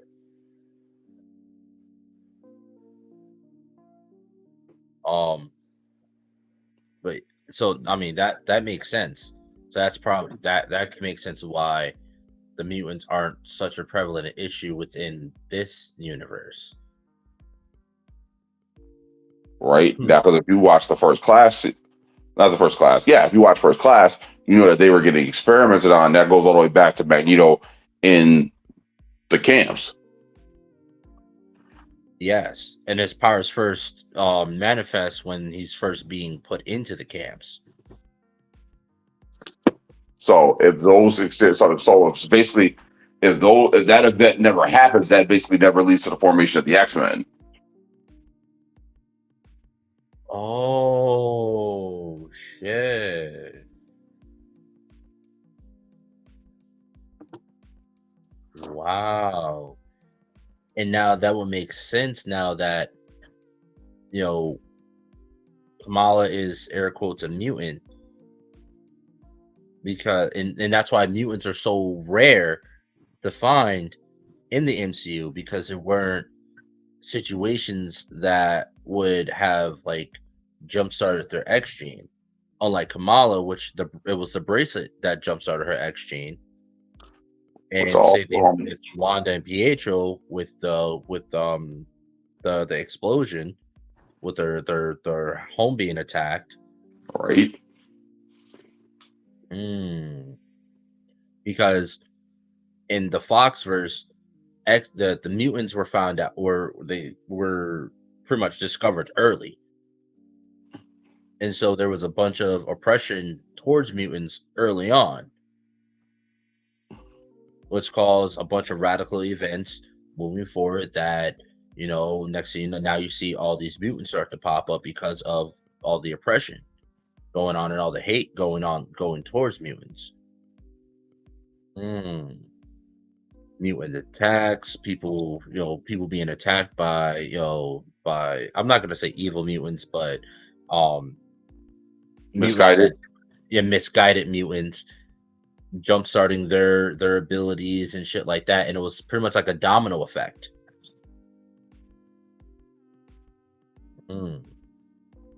And that fear alone of being a mutant could have jump started a lot of people's X gene. The fear of being hated, of being killed, persecuted, that fear alone could have jump started a lot of mutant abilities. I never thought about it that way. All right, now it's starting to really make sense. Okay. Now,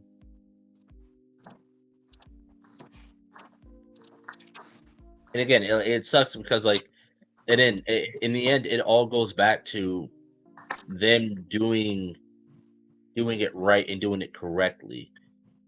And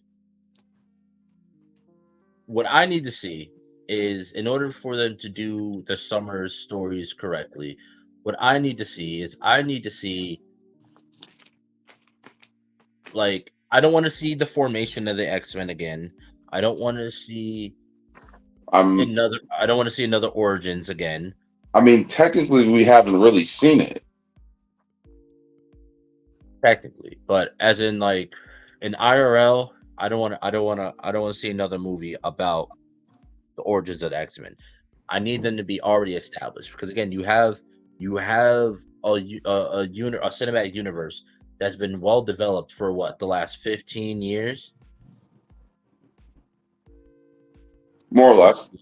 Yeah, more. I think it's probably more than that, a little bit more than that. But baseline for the past 15 years, I need to see if you're gonna bring them in Secret Wars. I need to see the X-Men get the shit kicked out of them, and and whoever it is about to hit this last blow, and next thing you know, they get hit with a fucking optic blast. And they get hit with an optic blast, and fucking Beast comes in like rolled up in a fur ball and drop kicks the person in the chest. They land, and you hear out from off screen, to me, my X-Men, and you turn around and I want full-fledged first class X-Men, like the actual the comic book first class X-Men. So you want Angel, you want Jean Grey, Cyclops, Beast, Iceman. Yep. And Wolverine. We'll throw Wolverine in there just because he's a fan favorite. Everyone loves Wolverine. And then you hear the theme song. like they've been doing, like they've been dropping. And so and they're like, what? They're like, what the fuck? And you see Spectrum come out from behind them, like, I brought back up. Like X-Men. What the fuck's an X-Men? What the fuck is an X-Man? I mean, are we getting a little, busy with you? Like, what? I just want to make sure I'm using the pronouns properly. Type shit. Next thing you know, now you got the X-Men and the Avengers teaming up, fighting whatever big bad they're gonna have at the end of Secret Wars. Included the Fantastic Four in there, because Fantastic Four is supposed to come up before Secret Wars, so the Fantastic Four are going to be a part of that. Now, I just want to know. It's like Secret War. I also feel like Secret Wars can't just be one movie. Secret Wars is too big to just be one movie. Well, remember, originally it was supposed to lead into Kang Dynasty, but no. It was supposed to be Kang Dynasty, then Secret Wars. Secret Wars was supposed to be after that. It was supposed to be the second. So it was supposed to be Avengers, Kang Dynasty, and then that was supposed to be what we got. We got Avengers, Age of Ultron, Infinity War, Endgame, Kang Dynasty, Secret Wars. Secret Wars is supposed to be the sixth Avengers movie. So let's go through the roster real quick. Yep. Oh wait, who's roster? That's you got to ask. Who's roster? So if we're looking at the current team of Avengers, that's going to be what? We're talking Sam Wilson, Captain America. Okay. His sidekick, the Winter Soldier. Well, Bucky Barnes. All right. We got She-Hulk, Shang-Chi.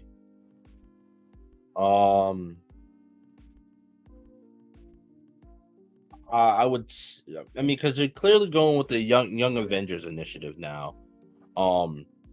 As an adult Avengers, I don't. I'm counting those four.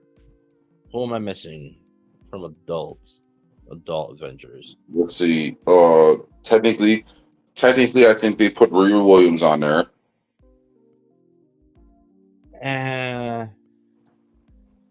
Let's see. So hold on. So just actively speaking, so we'd have Sam Wilson. Thor is still technically around. So is Ant-Man. Oh, Captain Marvel. Bucky.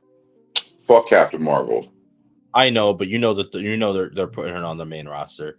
Okay. Oh, Jesus Christ. That's 5.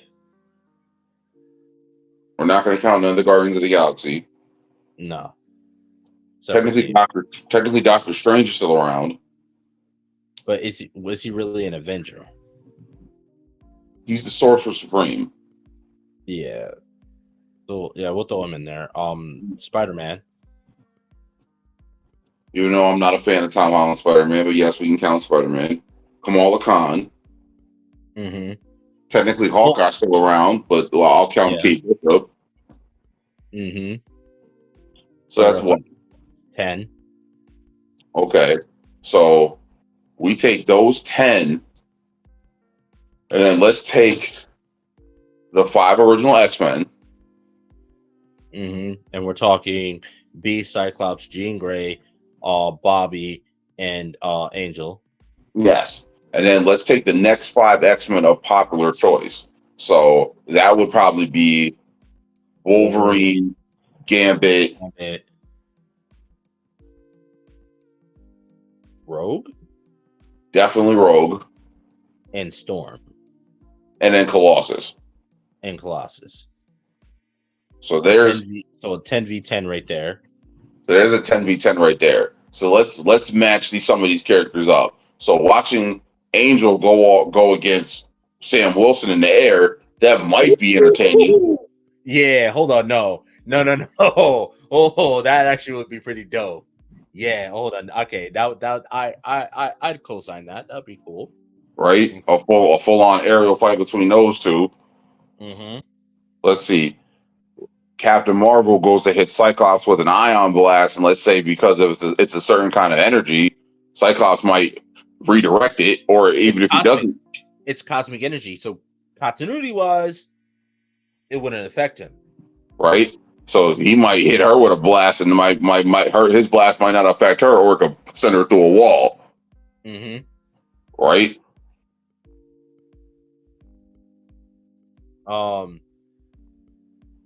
She-Hulk versus Colossus. Colossus is winning. I forgot about She-Hulk. Jesus Christ.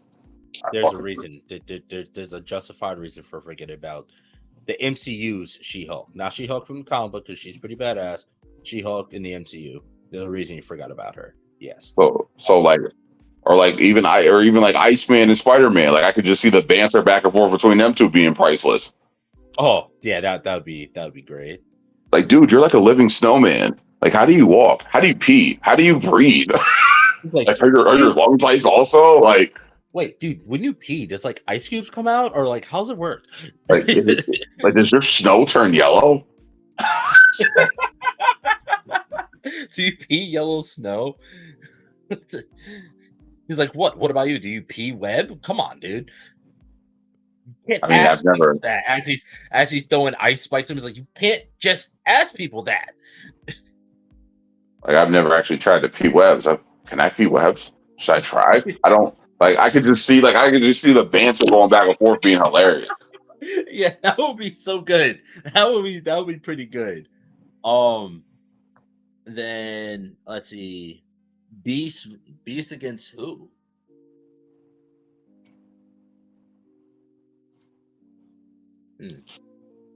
Let's see. I don't know. Like, I'd have to actually physically look at the team and then line them up and like do like brackets, like a 1v1s. But it's like just looking at the team as it stands, them niggas don't stand a chance. They don't. They really don't.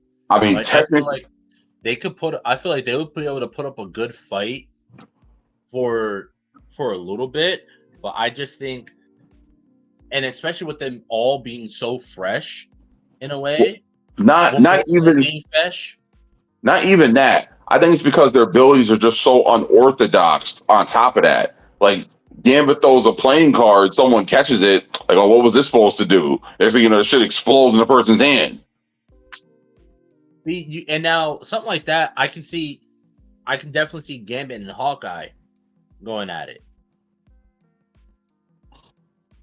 And I can see, like, as Gambit's throwing cards, Hawkeye's just shooting them out the air with his arrow. He goes to shoot the first card, and the shit explodes. Oh, no. The first card, he grabs it, and then he realizes something's wrong with it, and he goes, like, to throw it, and it explodes. Right. Remember, Hawkeye's pretty much is a dead shot. He's pretty much a dead shot. Because we seen him do it with the fucking coin. Damn near anything he kind of throws, he has like incredible precision aim. Yeah, so yeah. I can probably see him and Gambit going back and forth, like Gambit throwing cards at him, and he'll catch a card here and there and throw it back at him and shit like that.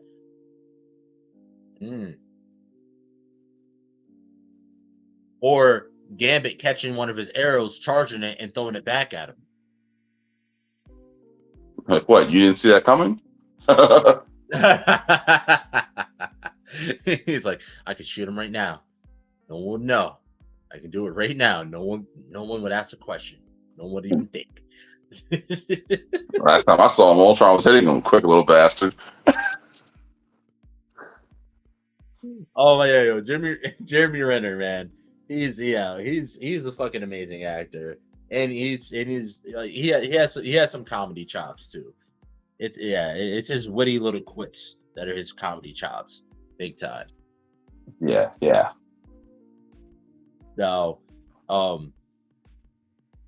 I could definitely see that. Now, after we see that little team up in Secret Wars later on, later on. Go ahead. Let's not forget about the White Vision and War Machine.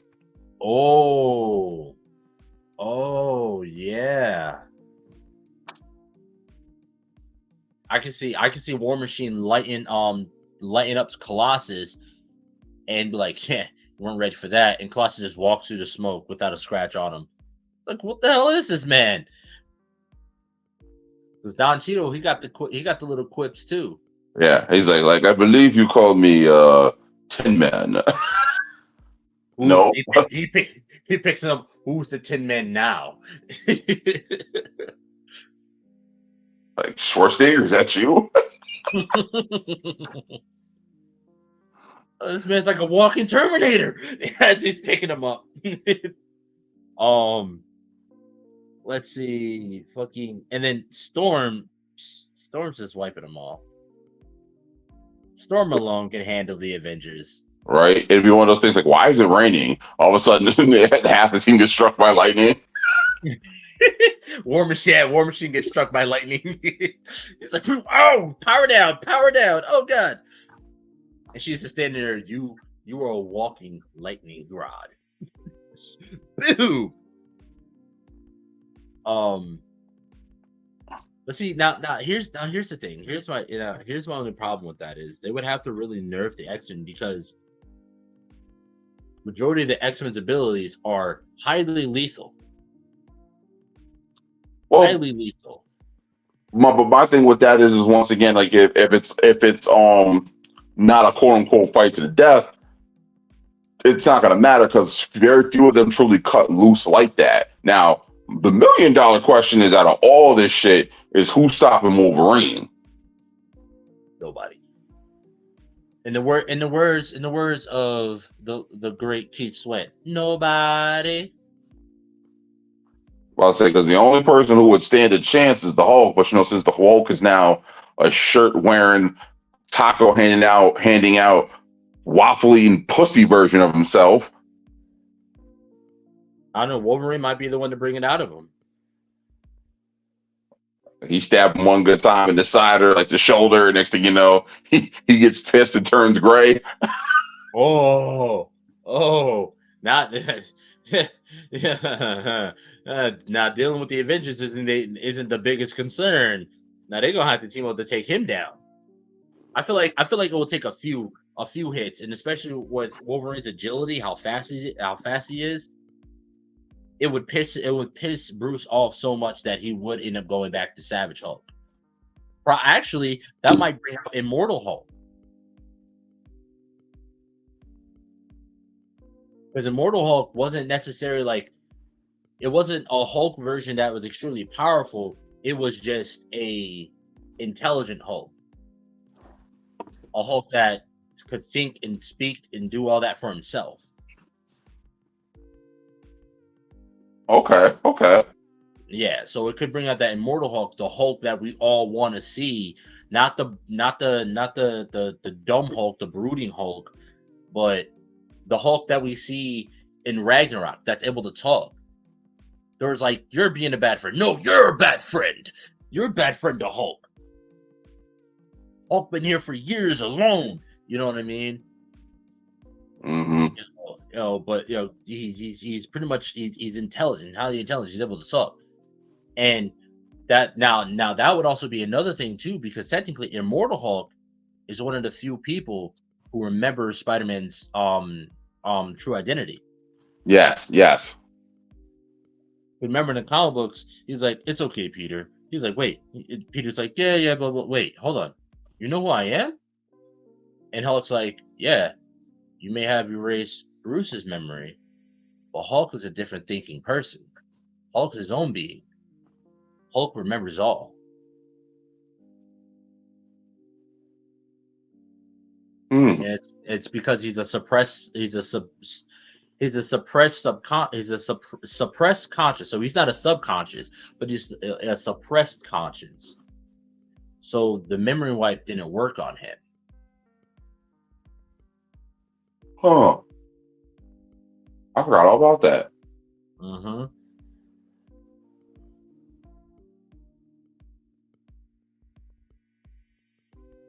So, and again, this is all shit that they can do. Yeah, like this slow hand job they've been giving us of them No. introducing the X-Men has not been Pleasurable at all. like it really hasn't been. And here's the wild part. You know what the crazy part is that we only said the more popular X-Men. Like, Yeah. there's a lot other people who they could introduce. They could do Blink. They could do Havoc. They could do Marrow. They could do like you know what I mean? Yeah, Psylocke. Like there's a lot of characters that they could show. They could do Polaris. Like there's a lot of mutants who could be on that incarnation of the X-Men. Like it's wild because they could keep the first class as the first class. Like say like the first class are all older people and they've gone off to live their lives. Or they could have it to the point where all the first class members have their own incarnation of X-Men. Yup. This one went off and this part went over and started the X Factor, just doing this. This person doing this. This person went out into space. Because unfortunately, Dark Phoenix would be canon essentially in a way. If they're not wiping out the previous worlds and just merging them, all that shit would still be canon. Cyclops would be older now. Jean will be older now. Storm will be older now. Shit, Angel will be older now. Right? Like, let them be older versions of themselves. But even then, like say like when the Avengers come knocking on that door, them niggas give them a fight, like they rally up. And they put them in their place, like, yo, are y'all sure y'all want to kick this hornet's nest? I can see that too. Especially, if they went with like, if they wrote Cyclops' character like how they have him now in the animated series, it would be perfect. He just comes out, hold with his goggles on. Are you sure you want to do this, or are you sure this is the hornet nest you want to kick? And now, mind you, this is after they done took the Avengers for all they're worth. They're standing there down and shit. The X-Men are still standing up, not even exhausted. They're like, "Are you sure you want to get up? You sure you want a round two? Are you sure you want a round two?" Right? Oh, like yeah, we were actually just the C team. The B team's coming in now, and y'all don't want to fuck with the A team. Yeah. Shit. Yep. There could be a whole other universe that they're doing a different universe because of the incursion thing. We might see another version of Wanda and Pietro, which is what I'm hoping. Mm-hmm. Shit, that could universe Magneto might be leading the X-Men. Yes. I'm sorry. I don't know how I feel about seeing his Gim suit in live action.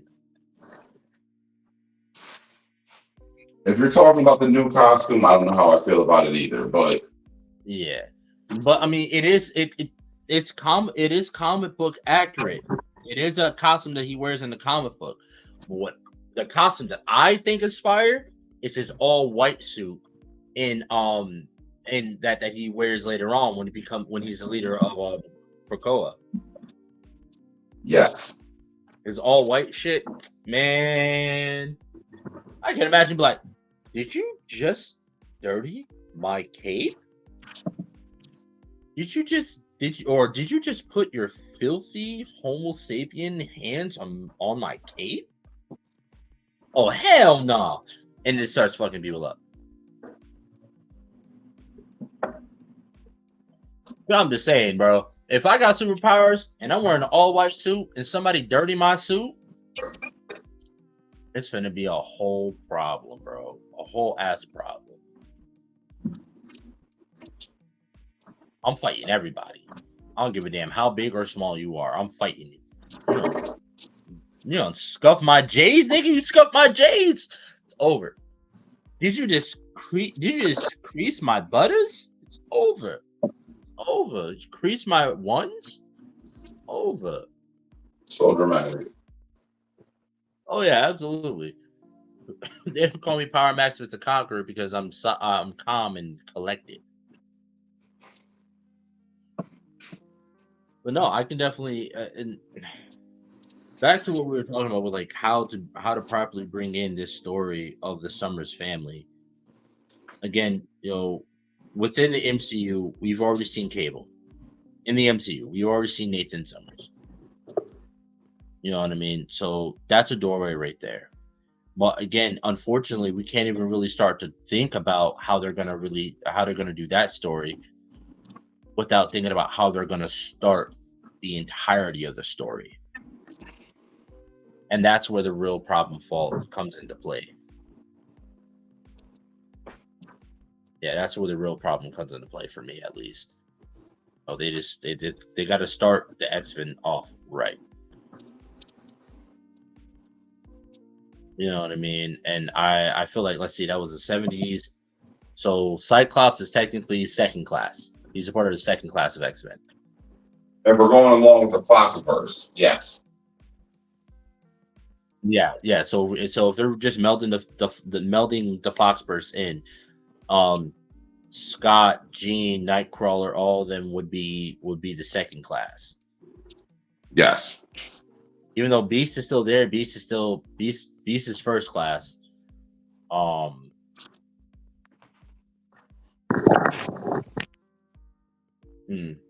then later on, after we see that, that team up in Secret Wars, that's when we can end up seeing the confrontation between the two of them.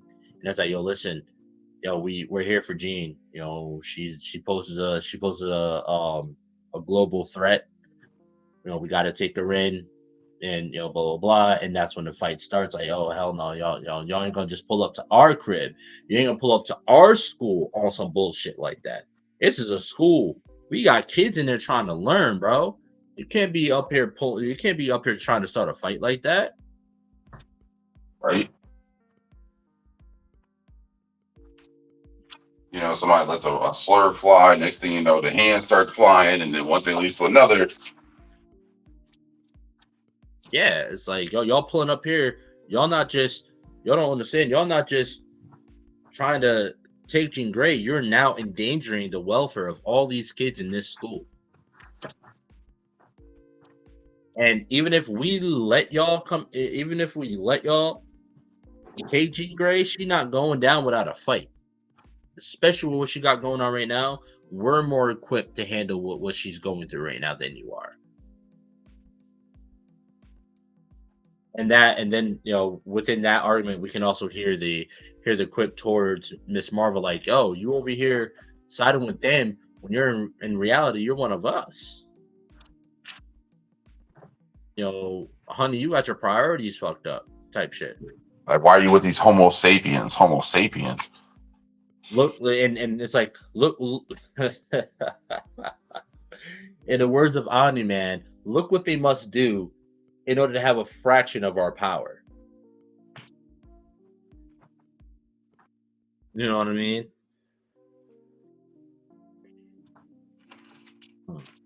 Oh yeah.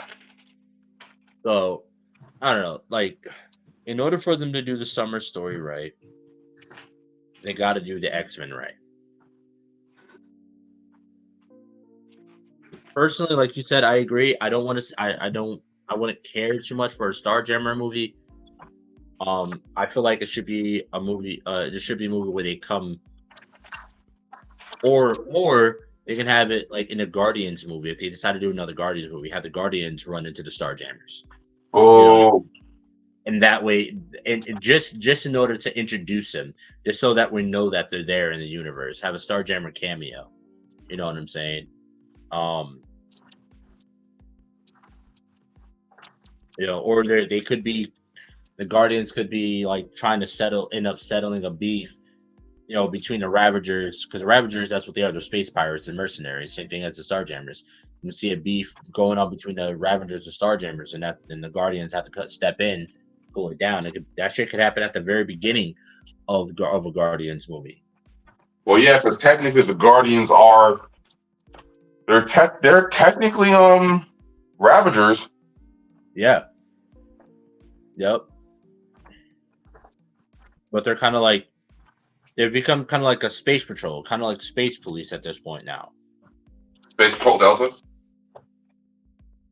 SPD emergency. Don't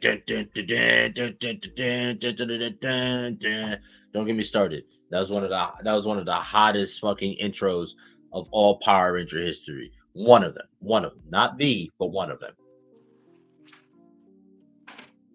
Don't get me started. Don't worry, people. We're gonna be doing another Power Rangers episode at some point. Don't worry.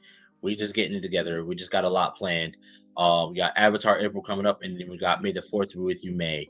All Star Wars shit. So the next 2 months are jam packed with content. Jam packed. And we have a, how do I say? We have we're gonna be having a third host come in April, late April as well. So keep an eye out for that as well. Y'all seen it in the past, but he's coming back with a vengeance now. But yeah, let's take our last break. Let's hear from our podcast friends again, and then we'll get into our final remarks.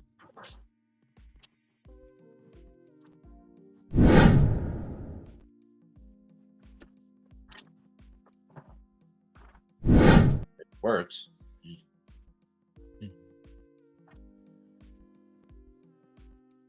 What happened there? All right. I don't know.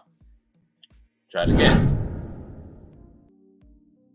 Going on, everybody, Lloyd Jones with Midnight Comics here, and we'd like to introduce you guys to our show, The Indie Breakdown, a show where we break down your favorite indie comic book characters' power, stats, and abilities, and get them ready for an eventual indie versus matchup. All Indie Breakdown episodes go live first on Spotify and on Patreon, with them eventually showing up on YouTube. So if you guys want to check out The Indie Breakdown and learn more from your favorite indie comic book creators, now's the time to do so. We hope you guys decide to tune in, and remember, until next time, midnight is coming.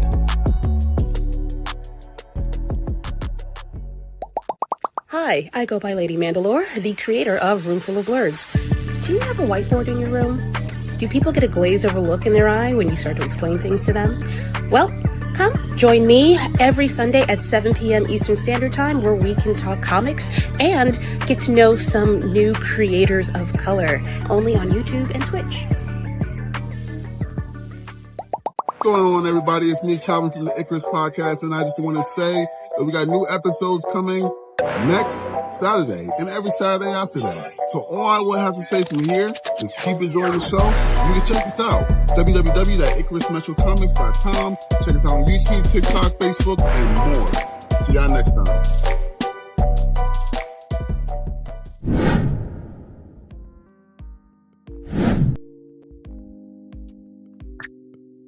All right, and we're back. And again, please go check them out. They have some awesome stuff going on. Midnight Comics, Roomful of Blurs, Icarus Podcast, a lot of awesome stuff going on, and there are some amazing comic book creators as well. Final remarks about the Summers family. Extremely powerful, extreme potential, great opportunity for storytelling. The $1 million question is, what's going to happen and what's going to be done? Agreed.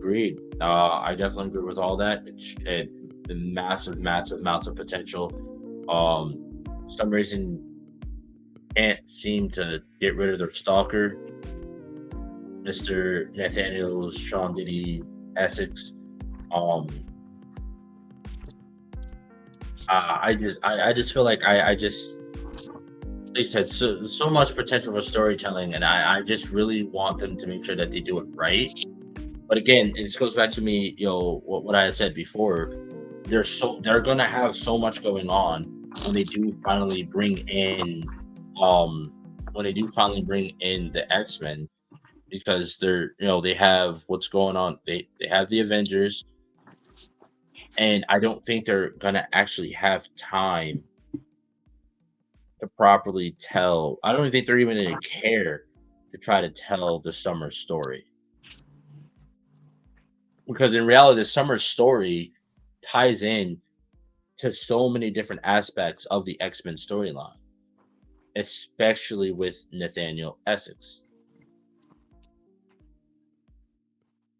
I mean, they keep hinting at him being out there in the Foxverse. From that's who the chick who worked for, who That's who the chick who ran the hospital worked for, and the New Mutants. So it'd be the X Corporation that collected Wolverine's DNA, that created X-23. So that's where the school that Domino went to, and the foster home that abused her. Like, it's all goes back to the X Corporation. So here's my question. Because in Deadpool, the orphanage that the kid went to was Essex. Yes. So now my question is that the same orphanage that Scott was in? That's a great question.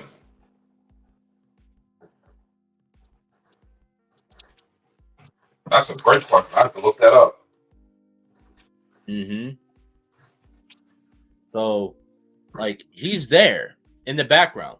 Like, Essex always is. Yeah, he's probably playing some boys' booty holes with speed.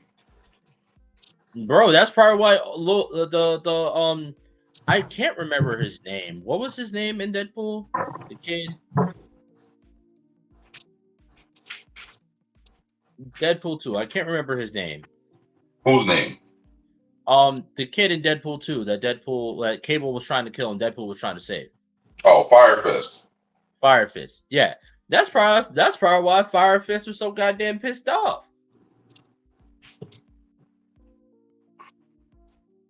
That's probably why he was so goddamn pissed off. Motherfuckers up in there playing with booty holes and shit. He's like, no, we can't do this. No, you're not playing my booty hole never again. Finna burn your hands off. And again, seeing Juggernaut in there, yes. There's all these characters that are being introduced, yet I have little faith that they're going to really do anything with them because of how large they don't. I just don't feel like they have the capability. Not saying that they don't have the ability to do it. I don't think they'll have the capability of doing it with everything that they have going on. You know what I mean? Yes. That's what I'm saying. It's not that I don't think that they can write a good story. I just think they don't have the time to write a good story right now. And I think that's their biggest problem. That's why a lot of their projects are falling flat, because they're not giving it time. They're not giving the writers enough time to write these movies. Writing a 2-hour-long movie when the first half is all buffered. You know, look at Multiverse of Madness. The first half was all buffered. We don't talk about Bruno. Yeah, Shang-Chi. I'm not gonna say too much about that because that was a origin story.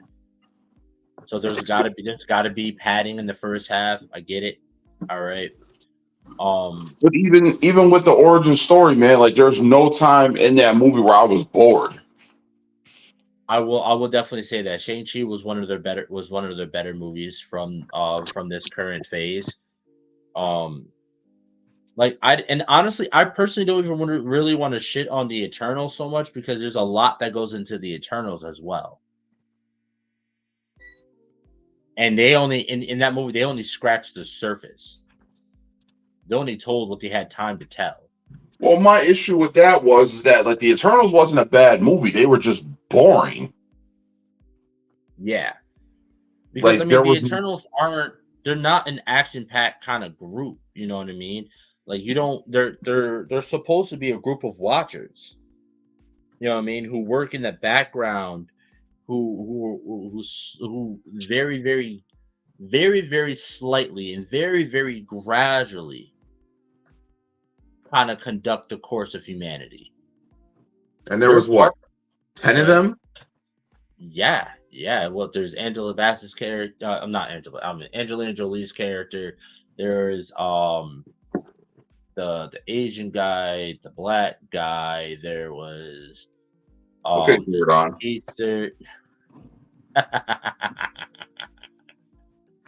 That is disrespectful. I do not have an obsession with teenage children.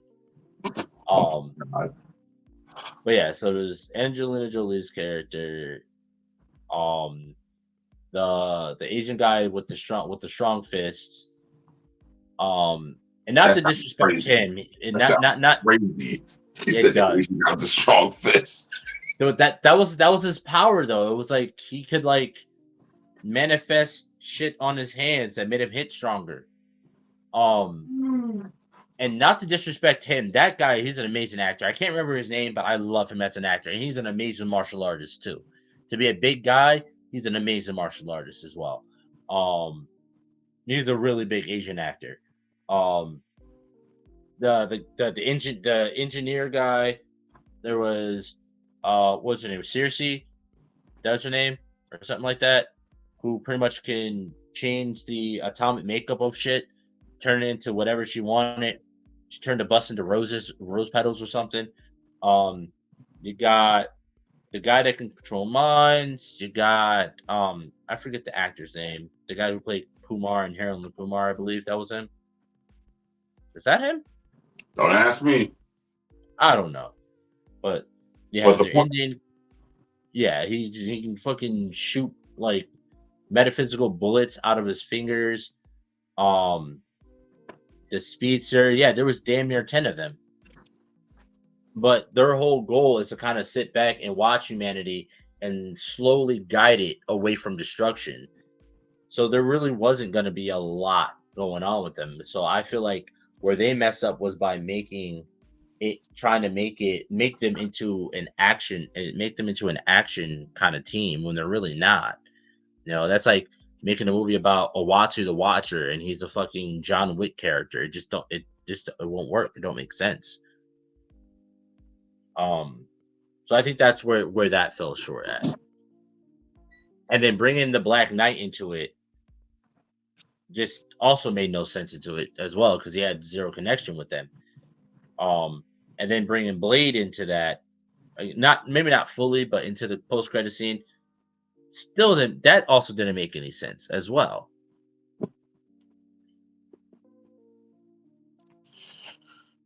I would say trust the process, but no, like the point I was trying to make was like if you just look at that team and how fucking stacked they are as individuals, and then look at the end product, because the fight scene and the action wasn't terrible. Like I said, it was the storytelling, the pace of the story, and then them as characters. Like to me, them as characters, they were boring. Yeah, very, very much so. Very, very much so. But again, it makes sense because that's who their characters are. You know what I mean? They're not action characters. Like I said, the action in the movie was good. The characters are boring because the characters are just boring. They're not characters that have a lot going on with them because they weren't supposed to. You know what I mean? So trying to give characters that weren't supposed to have much to them, trying to give them more stuff, especially with a team that's that stacked, you got a lot of characters that you got to try to make interesting that ain't interesting. Like the Guardians was a little bit easier, just not that many of them. And they each individually have pretty interesting backstories. But Eternals, not really. Not really. They're interesting in the grander scheme. You know what I mean? They're big picture interesting. The roles that the Eternals play in the bigger picture, it's what's interesting about them. Yeah, until the cosmic being comes over, bends them over, and takes it. Honestly, yeah, all he's been doing is just wiping their memory and keeping them going and shit. I don't know. And that's another thing. They still got to wrap that shit up too. Like, yeah, he showed up, took them, disappeared, and There's so much shit that they got to wrap because they got to wrap up fucking Star Fox. yeah, because he appeared and then they were like, oh, all right, well, here you are. So, And Star Fox is Thanos' brother, his blood brother, literally, like came from the same vagina. sweet Christmas. What? I would rather me say pussy. No, I use the correct term, the vagina. You know what I mean? So like, there's so many. So they have to wrap up the Eternals ending, both the Eternals endings. Blade's still in production hell, right? Mhm. And without Blade, Black Knight's probably not going to go nowhere. So, because pretty much with what the Celestial said was like, listen, you're going to show me that Earth deserves to be here and not be destroyed. So they got to wrap that up. They got to wrap up Blade. Wrap up Blade. They haven't even started Blade. Yeah, you're right. They haven't even started Blade. They're not even foreplay with Blade. They're still sitting on the couch having cocktails with Blade. They haven't even started foreplay yet. Right? And then they got to wrap up Shang-Chi with the post-credit scene to that. They got to wrap up Multiverse of Madness. We don't talk about Bruno. I know. We got to wrap up the ending to Multiverse of Madness. They have so many loose strings just laying out there that have to be tied off. Either tied together or tied off. And I just don't see how they're going to manage to do that. And then, of course, they just got hit with the curveball with things fucking up with Kang.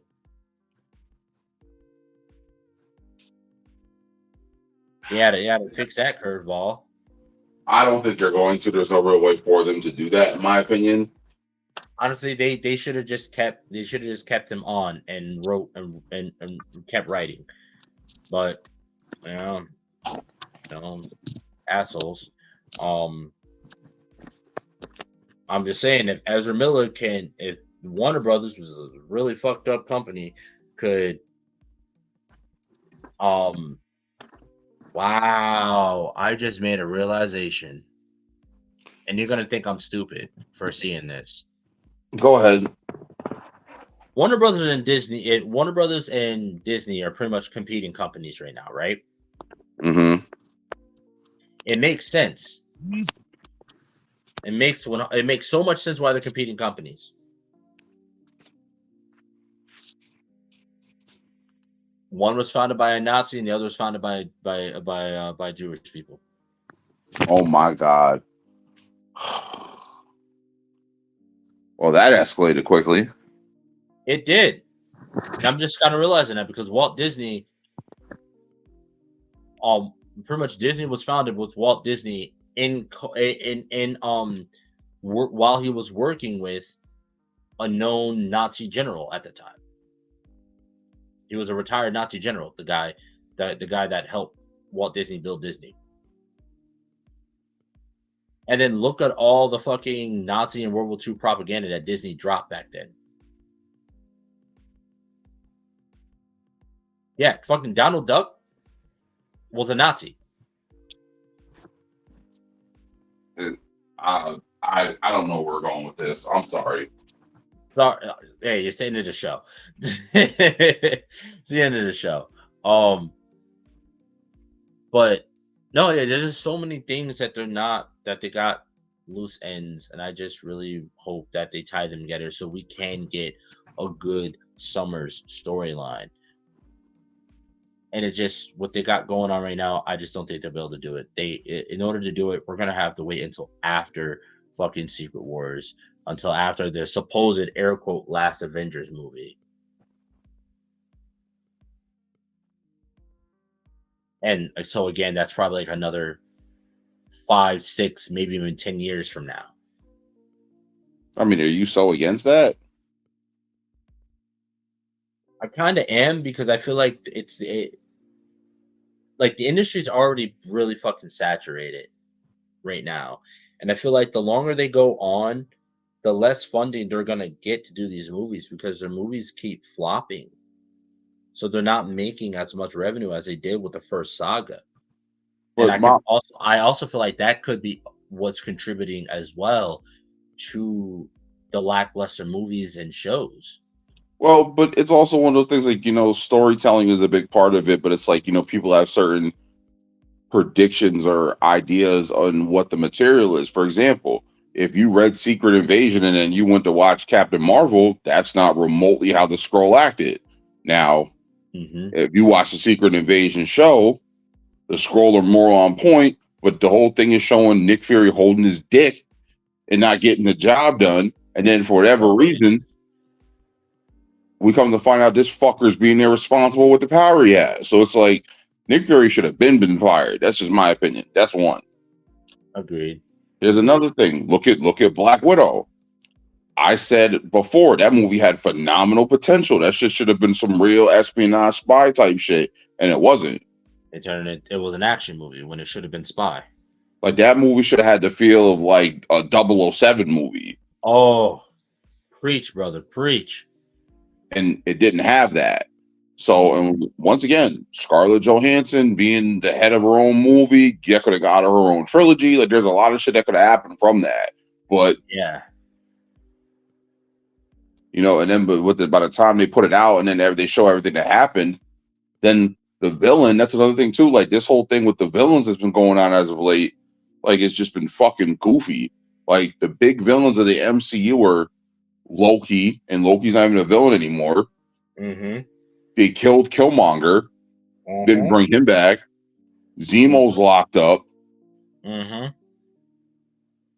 Let's see. They killed Whiplash. They killed Ironmonger. They killed fucking Aldrich Killian. Thor's villains have been fucking jokes. Paul's dead. Like, so it's like they keep trying to. There is no like big threat to the MCU that could actually rally people or have people be like, oh shit, this person's out, we need to go handle this, because they keep killing off all these villains. And I get in the real world people die, and there are accidents and sometimes people can't just go quietly, but it's like they have to do shit to make it work. And it's like if you look at the MCU with some of the villains they have, some of these guys on paper are fucking lethal. Yeah. And it shouldn't be going down as easy as they've been going down. Killmonger, first off, Killmonger shouldn't have died. No. Yet, so check this shit out. We can all agree that the first Aquaman movie and the first Black Panther movie were very, very, very similar. Very, very similar. Right? Yet, in Aquaman, he doesn't kill Orin. He imprisons him. And with all this high-tech fucking shit that Wakanda has, they weren't able to save him. They couldn't have saved Killmonger and just imprisoned him.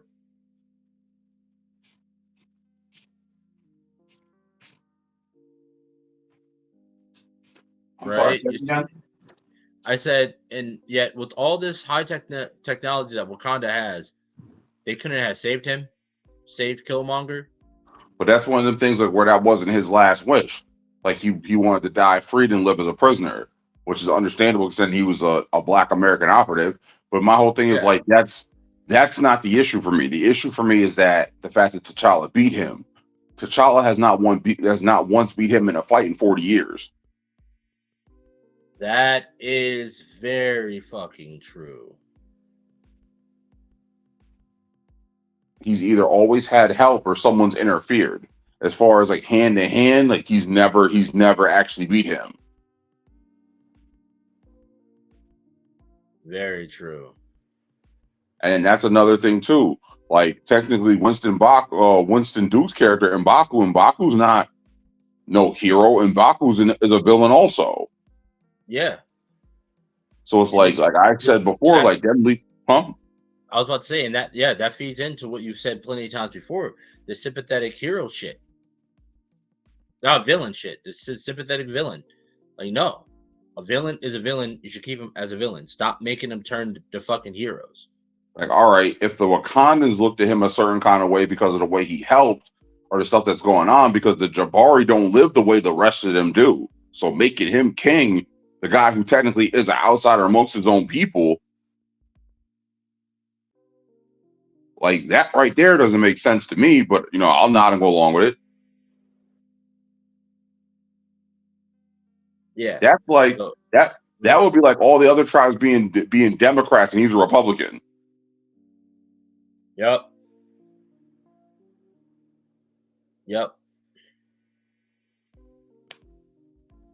Like, oh yeah, sure. This smooth talking brother with the gorilla fur has got our best interest at heart. Next thing you know, he goes no vibranium and everyone's vegetarian. Oh.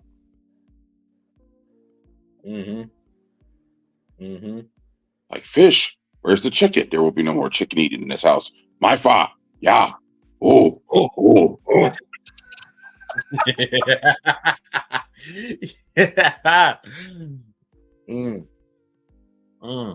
And then they open the borders. And next thing you know, you got white people walking around Wakanda. They're asking for directions. They ask one of the Jabari. The Jabari start barking at them.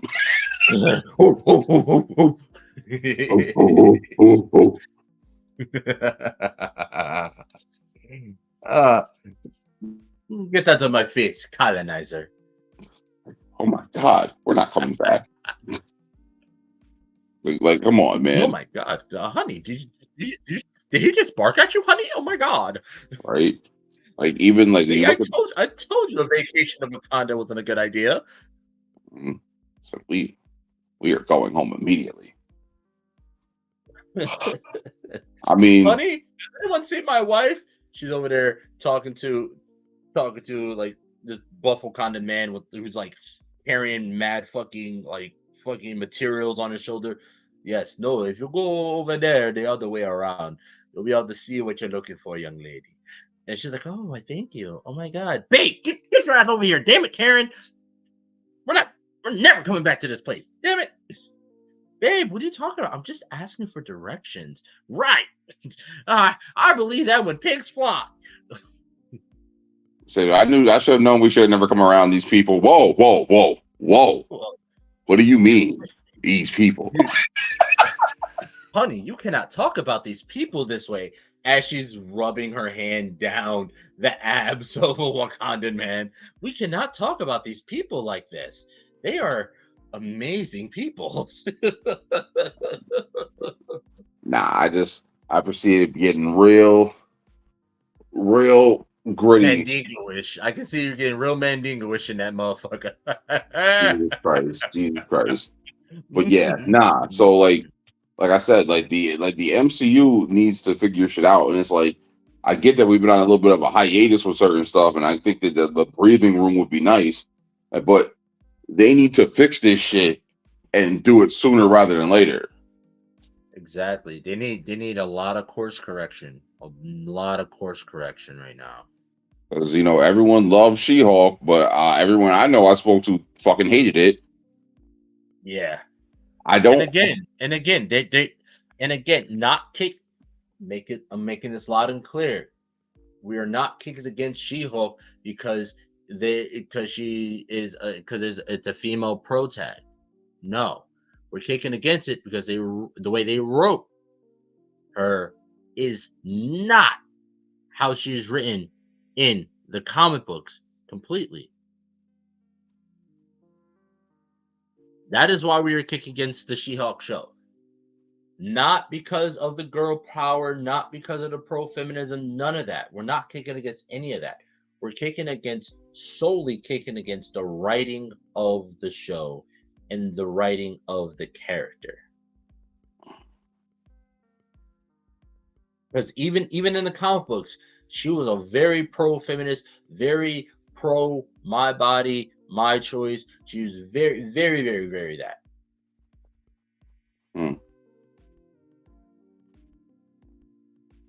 So we're not kicking against none of that shit. We're kicking against the fact that these niggas wrote a shit ass fucking show and decided to wrap it up with a fucking wild ass fourth wall break that came out of the fucking that fucking like came through the wall like the fucking Kool-Aid man. Unexpected and unwanted.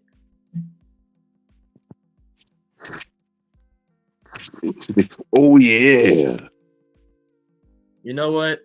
No. The fourth wall break came. So all right, so clearly she breaks the fourth wall multiple times. That's kind of like the show thing, and in the comic book, she also breaks the fourth wall. All right, cool, great. But the way they ended that show was like surprise butt sex. Whoa, whoa, whoa, whoa! Oh my god! What the? How many glasses of Terramont tequila have you had? I just poured my third, and the second one was actually a little bit. And honestly, I'm not even lit. But yeah, no, it was surprising and unwanted.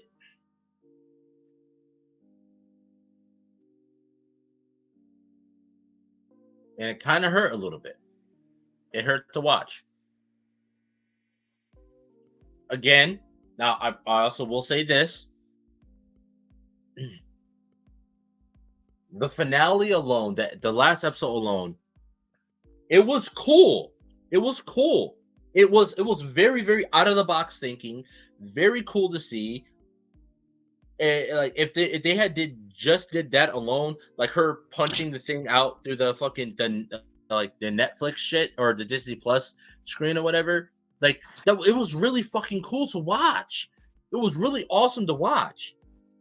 I actually enjoyed watching it, but in the grand scheme of things, no. Do you agree on that aspect? Listen, I thought the whole thing was a dumpster fire. The only thing I thought that was even remotely all right was Homeboy, who made the super suits, and then Daredevil showing up. But even then, Daredevil had to do the walk of shame, holding his boots, and I just didn't get it. All right, so Daredevil doing the walk of shame, that was pretty funny. That was pretty funny. Because it also added a level, it added back that level of reality to it. Because we've all had that walk of shame before. We've all had that walk of shame. I mean, I know I definitely have had that walk of shame before. I don't know about you, but I've definitely had that. I plead the fifth. Okay, so ladies and gentlemen, clearly he's had that walk of shame before. He pleaded the fifth. Anybody who pleads the fifth is guilty. Anybody who pleads the fifth is definitely guilty. I mean, okay, it probably wasn't a walk of shame, but you've taken that walk before. May not have been a shame, because I'm not gonna lie, I've had walks of shame, then I had walks of grandeur. Mm-hmm. Walk of shame is you walking with your head down. Walk of grandeur, walking with your chest out, walking out the door, looking like a fucking Looney Tune character walking down the street. Hey, yeah, all right. So yeah, but we've all taken that walk before. So I like that. That gave like some reality to it. Because at the end of the day, like Daredevil, he also is based. He's a lawyer. He's based in reality and shit like that. So, that it made sense. That was good. The fourth wall break, I thought it was misplaced, very misplaced, unnecessary, unneeded.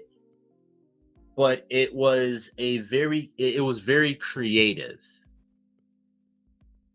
I'll say that. It was creative. I enjoyed watching it on its own. Like if they did that like as its own separate thing, like not a part of the show, I would be okay with it. But as it being a part of the show, and that's how they ended the show. But yes, back to the main point. Yes, Marvel needs a lot of course correction. Now, in order to be able to do the Summer story and the X-Men story and a lot of stories correctly, they need to do a big course correction. Now before we head out, any final words to the people? Yes, actually. So my final words would be to all those who listen, all those who are fans, all those who are level 7s, understand your power. When you understand your power and your uniqueness, understand your uniqueness. By understanding your uniqueness, that is you embracing your power. By you reveling in that power, that's freedom.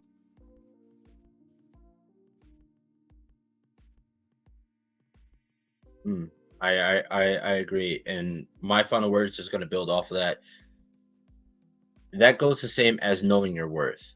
Once you find your unique skill, your unique ability, your unique power, you then know your worth. And through that, you can then find your purpose. With whatever that gift is that was given to you by whatever higher power you call God, your purpose is to use that gift. How you use it, that's up to you. But we're all built uniquely. And much like mutants, all of our powers, our gifts, and our abilities are just that. They're gifts. We are unique. You are unique. And love and love that.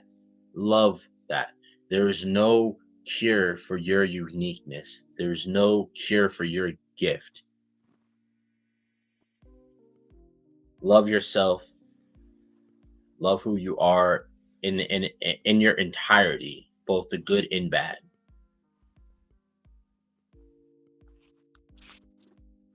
And with that, I say, fuck prep time. Fuck prep time. Marifa! Yeah. Oh. Oh. Until next week. And remember, tomorrow, April 1st, 12 p.m., we'll be launching our official Fuck Prep Time collection. And we will be making a massive post about it. Stay tuned. Pay attention. We will be posting it everywhere. The shop will be up. We'll be doing pre-orders for a week. 1 week. You have 1 week to put your pre-order in. And be the first to get. The first. Be the first people to get. Like, I'm telling you, this is going to be great. And pay attention because we got so much more in store for you guys. We are growing, we are building, and we love you guys. Thank you.